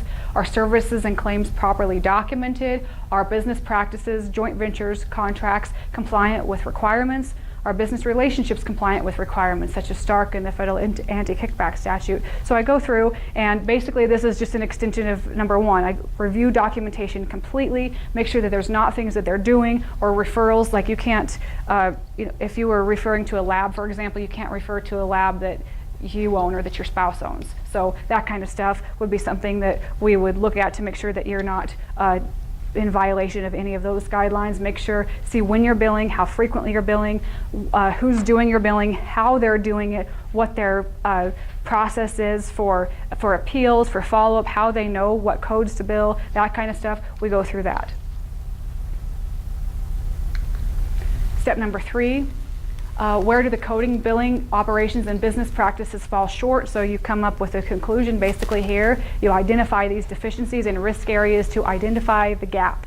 Again, outline steps and procedures that need to be implemented in order to bridge the gap. Like I mentioned before, I start with the priorities. This is going to make the biggest difference the fastest for you. And spend time on the phone with offices, and we go through and explain this is why it's necessary, this is what's necessary. A lot of times they'll be looking at their Chiro code book and I'm going through mine, and we're reviewing the definitions of the codes, reviewing their use of the codes, that kind of stuff, because it's really important to know you don't have to be fluent in the language of coding, but you need to know how to translate it, and that's really important, and that's where a lot of errors happen there too. So again, you maintain notes throughout this process so that you can see the first time you do a gap analysis, these are all your findings, this is what you're going to do about it, these are steps you're taking, this is your plan, and then in 6 months later or a year later you do another gap analysis, you go through and do the same thing. This actually prevents you also from, if your records are requested or when they're requested rather, you can show that you've done these things. This is another thing that shows a good faith effort, but this also helps prevent these errors or oversights being found out there somewhere when it's too late for you to do anything about it and you have to pay a lot of money or hire a lawyer or whatever has to happen to get it corrected. So this is a major prevention technique right here.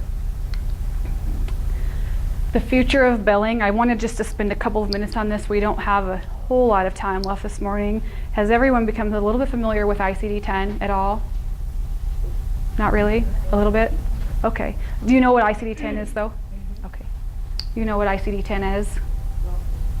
Okay, so right now we use ICD-9, which is our diagnosis coding. ICD-9 was implemented in 1976 and it's not been changed since then. It's been updated several times, but it's not been changed. And I mentioned first thing this morning that the US is one of the last states to actually do the update, which puts us in a really fortunate position because all of the glitches and bugs and things like that these other countries have already come upon and corrected, we don't have to have that same experience, so it should be fairly smooth for us to make that transition, but definitely not painless, and so we need to make sure that we understand what it is and see what's up and coming.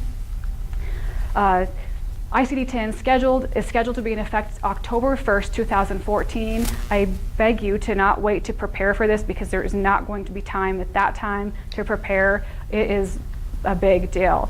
Increased specificity of condition and indicator of medical necessity. So right now we have, actually ICD-10 goes up to 7 digits and our diagnosis codes are going to be alphanumeric at that time. Right now we use ICD-9, which is up to 5 digits and they're all numeric. So we have 739.4 or 728.85, that kind of thing. And we tend to remember them because we use the same ones all the time. The days of remembering our diagnosis codes are long gone because it changes with visits. So if it's the first visit, if it's a follow-up visit, if it's a late effect, that kind of stuff makes the diagnosis different with ICD-10.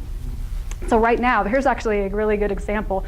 There's approximately 14,000 ICD-9 codes. Of course, we don't use all of them. We have a fraction of them that we're using, but with ICD-10, there's 69,101 codes and counting. So that's quite significant as far as the difference in codes we'll be using, and that's why our claim forms are going up to 12 spaces. A couple of things to know about it is not all health plans are upgrading their system. So Medicare's upgrading everything so that they're able to accept the ICD-10 claims and process them, but not everyone is because it's really expensive, not just from the training perspective, but IT and all of those kinds of things to be able to house that kind of data and process it. So some of them are using mapping or a crossover system, which I've seen the mapping systems, and it has a list of your ICD-9 codes here, and then it branches out, and from one ICD-9 code, there's an arrow that goes over, and there may be anywhere from 3 to 15 ICD-10 codes that define more clearly and specifically define that one ICD-9 code. So it's much more specific than it was before, or than it is right now. This also poses the probability of errors in processing. So not only can we expect to have errors in claim submission because we're still learning and trying to understand too, but once they get it, those companies that are using mapping systems expect there to be errors because there's just no way. Everyone's all human. There's no way to, they're learning and training just the same as we are, and there's going to be some mistakes and oversights that takes place with this. That does make it more crucial that we're knowledgeable and educated of our requirements, as well as using software, our clearinghouses that are up to date and efficient. All that's really important because the more prepared we are, get like the Edna mode, luck favors the prepared. If we're doing everything on our end as perfectly as we possibly can, we reduce the possibility of errors on the other end. And if there are errors on the other end, they're more easy to fix because there's fewer of them. Documentation will be largely impacted with ICD-10 transition, which is another reason we spent so much time in documentation today. A lot of, especially certain types of providers, don't necessarily have to document bilateral type of things, or if there's like an ankle, maybe a patient comes into you with an ankle sprain, and so you just write ankle sprain. Well now, is there bruising? Is there bruising and swelling? Is there just swelling? What is that? So you need to make sure that those things are documented that much more closely and specifically. ICD-10 will allow for a better description of patient condition as well as severity. It allows coding of pandemics, bioterrorism, a lot more things that we don't have room for in ICD-9. And if you have done much coding, you'll notice with the ICD-9 that the codes are all categorized, right? So we have our 800 codes, our 700 codes, and they're all categorized in different places. Well, there's so many new things that are happening that they've run out of room in certain categories, and so they're having to borrow space in a category. There's some empty there's some coding room, and so not all of our codes are easily accessible, and they're not as easy to find as they used to be because they've run out of room. So ICD-10 makes it so that isn't as likely. Health plans will be more closely tied to the diagnosis code, so coverage and benefits will most likely change. So next year, we're already having the Affordable Care Act go into place, and next year when ICD-10 comes into place, expect your patients to get new insurance cards or to be getting letters with updates on their policies, because ICD-10 is so much more specific. There's a lot more leeway for things to be limited in coverage, that kind of thing, and you need to know what that is, because otherwise you know what happens. It gets billed anyway. We find out after it's already been billed, the patients receive the service, that it's not payable, and then what happens? The patient's upset with us because we must have done something wrong or because we didn't tell them. So there are some other glitches that come into place, and I'll share with you in a minute as far as this is concerned. Treatment planning may change based on coverage changes and limitations, and so this again goes right back to your documentation, being as specific as you possibly can, and starting now is the absolute best time to do it if you haven't already. Claim error rates are expected to rise from 3%, which is what they are currently, approximately, up to 6 to 10%, so that's more than double or triple, so that's pretty significant when you're talking hundreds of thousands and millions of claims going in to be processed on a daily basis. 15 to 20% increase of time to document the level of specificity. So this is an increase in time and documentation. So if you're struggling with your documentation now, then you need to evaluate very closely a couple of things. One, are you able to give any more time? If you're spending 15 minutes with a patient, are you able to does your schedule allow it to maybe make your patient time 20 minutes to be able to increase the level of specificity and really work hard on documentation? And I've done this with other offices before, and some of them are resistant to do it, but if there's space to do it in the schedule, because some of them do have the space, they just don't want to change from their 15-minute visits, but if you can, do it and get comfortable with it, get familiar, because the easier it becomes for you, the faster it becomes, and then you can gradually go back to your 15-minute visits and work from there. But be prepared to make some changes. You can't always do what you've always done, because there are going to be some requirements that will be really difficult to meet if we're not willing to do a little bit of bending and spending time learning and understanding and updating our documentation. EHR templates must change. For those of you that are doing handwritten notes right now, I would expect greater than 15 to 20% of time to increase the level of specificity. If you would like information on transitioning to EHR, if I were you, I would make that a priority right now, because that will help you make sure your documentation is complete, because EHR, especially those that are the certified programs, have already gone through all of this stuff and made sure that their documentation component of their software has the space and the place to help, not only for you to document, but to guide you from one portion of the documentation of your notes to another, to make sure that your notes are complete. There's lots of documentation out there for medical offices. I read here a couple of months ago, there's like 368 medical software out there. There's a lot. So if you have one that you're using and you like and it's working, wonderful. If you aren't sure if you'd like to transition, I have some brochures on the back. There's actually a brochure of mine that has just all my recommended companies in there. ChiroTouch software I really like, and if you like iPads and things like that, they can do iPads. They're really robust software, very nice. And then TGI Automate is another one that I really like, and they actually are not as robust, but they're like a workhorse in my opinion. You can go in, you learn it easily, you can document everything, you can do everything you need to do. They have good statistics, a good billing and accounts receivable portion of their software, but it doesn't have a lot of the bells and whistles like the iPad thing does with, ChiroTouch, and they have a thing called ChiroTown now, and they've just gone, crazy with all of the things that they can do. But it depends on what you want, what works for you, what works for your office, and of course the budget that you have, because there's a difference in cost between the two of them. But I would look at one of those and see what you think. Do their demos. If you're not sure the route to go, I actually do a software interview, and so you can email me or write it on your seminar evaluation and say, send me the software interview form, and I have it's just a form that when you call and do a demo with the software, questions for you to ask and things for you to think about and make note of before you even call to schedule your demo, so you know what to look for and what you need to expect in a software, because some people call in and they don't know what they don't know, so they're not sure what to ask, and so anything looks good, right? So you can ask me for that, and I'll help you to determine what kind of software might be the best for you if that's the direction you want to go in, because it's going to be very, very difficult to do handwritten notes very soon. It'd be difficult because. I'm sorry, what? Difficult because what? Well, the increase in specificity, the increase in time it's going to take to do the notes, and usually when you're doing handwritten notes, you're having to write things down, and so you're writing faster, or you're not writing as thoroughly and completely as you should be, so there's a lot of things that are missed. Handwritten notes are becoming more and more and more incomplete. You probably used to use the travel cards, right? You used to have those, and now you have a piece of paper and maybe a front and back or something along those lines that you're doing for your notes. This is, maybe twice that. It's just so much more specific, where the travel cards eventually didn't cut it anymore because there just wasn't room, and you had maybe 2 or 3 lines that you were trying to write in that little tiny space there to get everything down, and it wasn't legible, and it stuck to another one, and then you could never read it, that kind of thing, and so you had to graduate. Well, this is another graduation that really is essential because of the diagnosis coding, the documentation requirements, the exam requirements, all of that kind of stuff for a patient is going to be, I won't say impossible, but extremely time consuming and difficult for doing handwritten notes. Can I ask you, the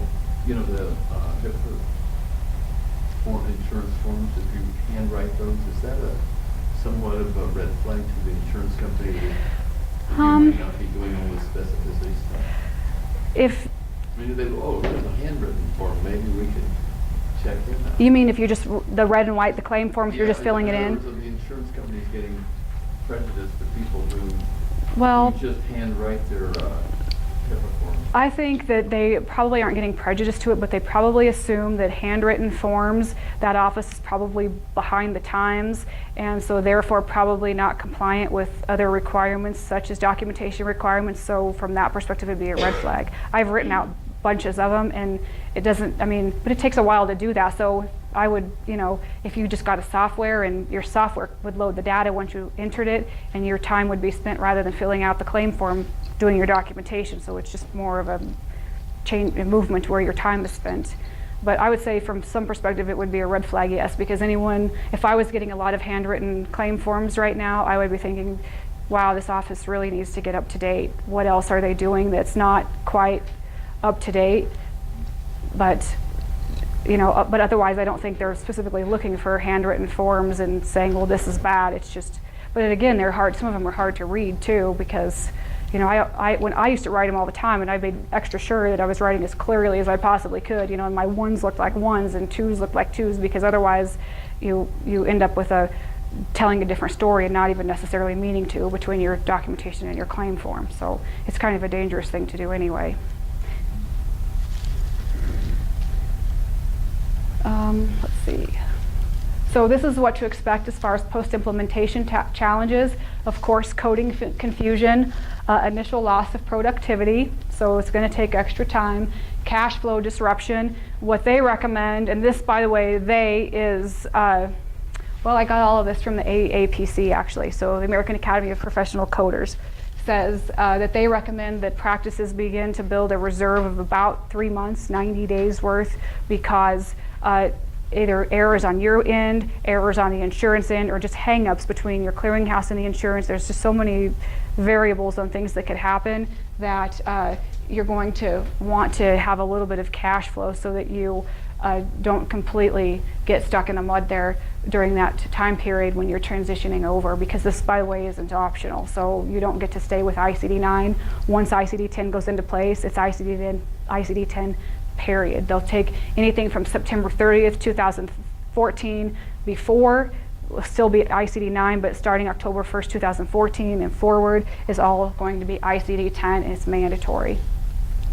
An increased rejection rate of claims. They're estimating 80% claim rejection rate, which is really a lot. So that, again, you can see how that would disrupt cash flow. Provider-payer relations, so confusion between providers and payers. A lot of your insurance companies that you're in networks with are going to be sending you updates to their policies, things that are changing that affect how you bill, how you get paid, agreements as far as what your pay scale is that you're on right now. Those kinds of things are going to change.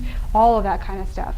Patient experience with the provider. What happens now when the patient gets an EOB and something's not covered, or the amount that was billed looks to be more than what the patient was expected or thought it should be? They get mad at you. What's going to happen with ICD-10 when all of these claims are hung up for days or months, and the patient gets rejection notices in the mail, or requests for more information, or letters saying that all of their services were denied and they're responsible? What's going to happen? They're going to be upset with you. So it's really important to be able to learn and understand how to communicate with the patient, to let them know this is a transition that's taking place, and let them know the steps. You don't have to be specific, obviously, because most likely they don't care, but just assure them that your office is doing everything it can to make sure that this transition goes as smoothly as possible for everyone. If there are questions, I always thought we were like patient advocates in our office, and when patients had questions, they could call and ask me anything. And after a couple of years, I had patients bringing their claim forms in from other doctors' offices and hospitals and things like that, because they wanted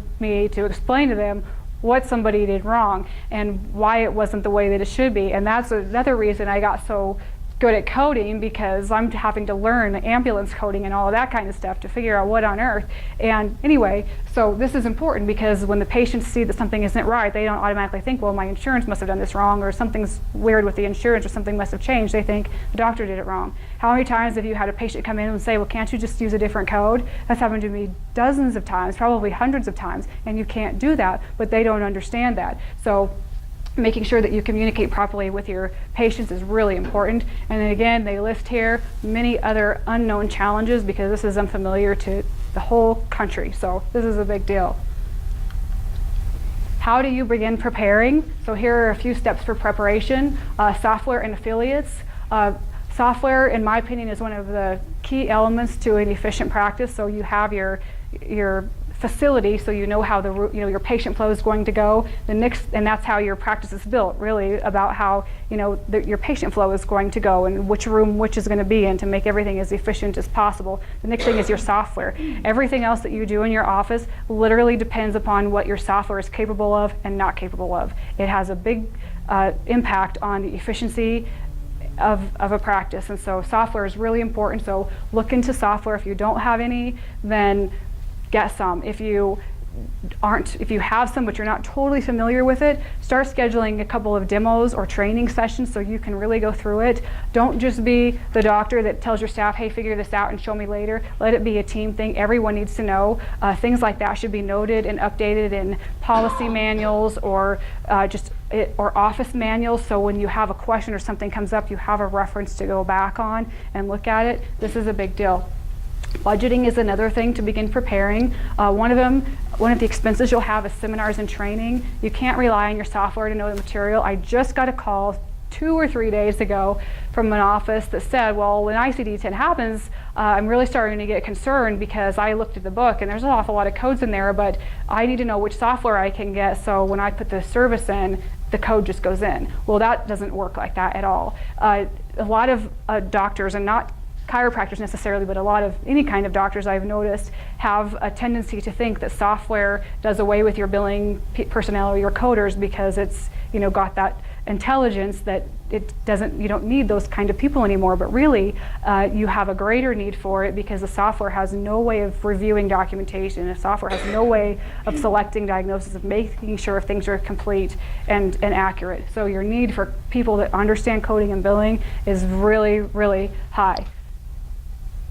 Materials, other things that you're going to need, books. Here's my ICD-10 book, and you can, if you want to pass it around, you can. Again, I have a few of them here today, and you can just kind of see what ICD-10 looks like as you just look at it. And this is the chiropractic one, by the way. So this isn't the medical one is really big. This is just kind of a little big, but you can just kind of pass it around and see what the codes kind of look like.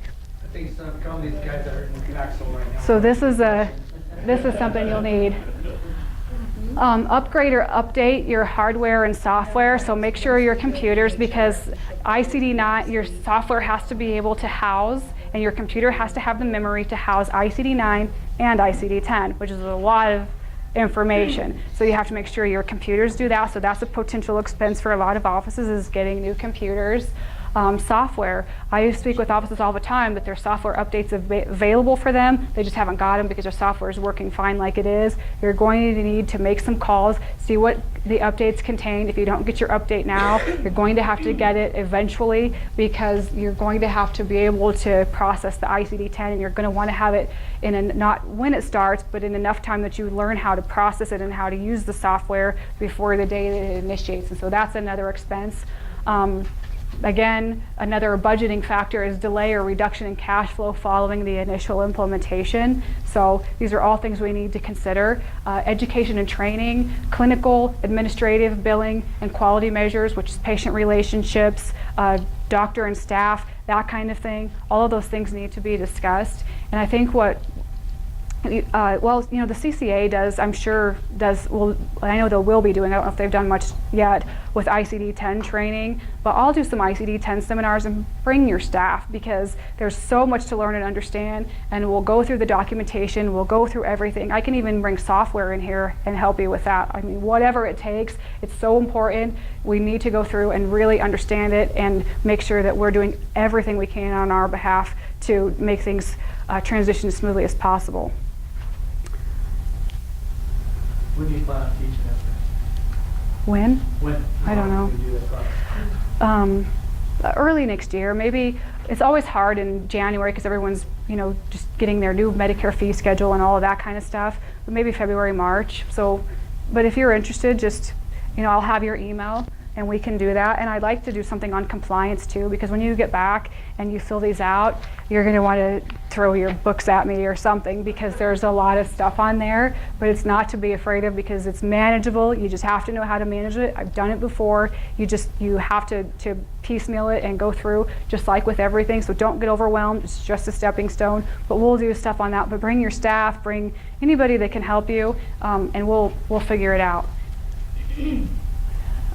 Let's see. Back to record reviews here, because we've talked now. I've introduced ICD-10 to you, so you can see how there's going to be more record reviews, because there's going to obviously be a lot more mistakes, and so a lot more to find in record reviews and audits. So these are things I wanted to share with you on how to handle a records review. Anytime you're requested for records, a time frame is given to you. Make sure you comply with the time frame. I run into a lot of offices that get nervous and they blow it off or they set it to the side. Don't do that. As nice as you can be and compliant as you can be to their requests, the more nice and compliant and friendly they're going to be to you, and the more leniency they're going to offer to you. What little that might be, it's definitely better to be friendly than not. Make sure that you provide all records requested. This is what substantiates the services you have billed for. Too often I run into partial notes. Just the other day I was reviewing one and I'd asked for a period of visits and it said that there was a visit they didn't send to me. And so I don't know if the patient, and I emailed them back, and I haven't been on my email today or last night to see if they sent me an email of that new record, but did they put it in the system and the patient didn't show up? Did they just forget to send it? I mean, it's an electronic system, so they should have all printed off in a row. So I'm really curious what happened to that visit that never showed up in my file. But anyway, make sure that you send everything. Things that you don't send automatically makes people suspicious and curious. I'm suspicious of that office because I think they made a mistake and they didn't know it. Let's see, written records must be legible, of course. Appropriate signatures should be included. Again, some of this is review, but it's important review, so make sure that you're noting it. Verify prior records that you're sending data on the correct beneficiary and the correct dates of service. I've had this happen before where someone, actually it was in the office I was working in, and I had an assistant, and we had a records request on a particular patient, so I had her get it for me, and we had two people by the name of something Peterson, and one of them was O.N. and one of them was E.N. Well, she pulled the wrong patient and copied the records, did everything, and I had her set it on my desk because our next plan of action was she gets it, puts it on my desk, and I look through it to make sure it's all there, and then I send it, and I noticed it wasn't the same person. And I am so thankful that that was a part of our procedure because we would have been in big trouble in a lot of ways had that actually been sent out. So make sure that that's something that you have a protocol for avoiding those type of issues. Make sure you include an abbreviation key.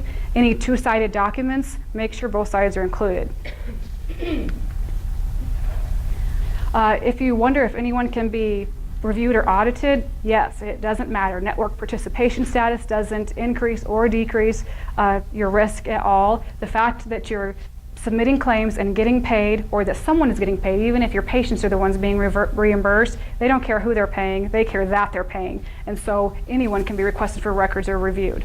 Aside from Medicare and standard insurance reviews, records can be requested from many other sources regardless of your patient case type.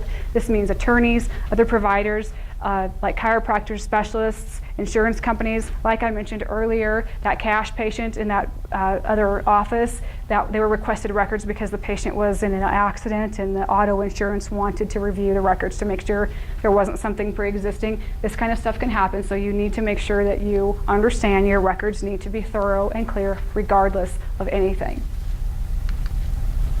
Make sure you know your resources. Your local Medicare carrier website is novitassolutions.com. Your fees, LCDs, which is your local coverage determination, documentation guidelines, are all posted. State organizations, the CCA is wonderful about having events. They send out publications. They provide information. If you're a member of the CCA especially, you can get a lot more than otherwise, but make sure that you make sure that you use those kinds of resources because that's where your information is going to come from. Individual payers that you have, there might be specific requirements as far as what is expected of you documentation-wise, certain codes they'll accept and not accept. Make sure that that's something that you become aware of. Most people who are doing billing, if you do a billing service or if you have a biller, they figure that out by now. Don't just keep it in their mind. That's a mistake that I made when I was doing billing, is I knew how it worked with the different insurance companies, but I didn't have it written down. So when I had to train another biller, I had my hands full because all of this stuff I had kept in my head and I did a good job of writing policies down and procedures and how to do all of that, but there were certain just little things that were so automatic, it didn't occur to me until I'm having to teach someone else, and then it became an issue. So make sure that you know those things.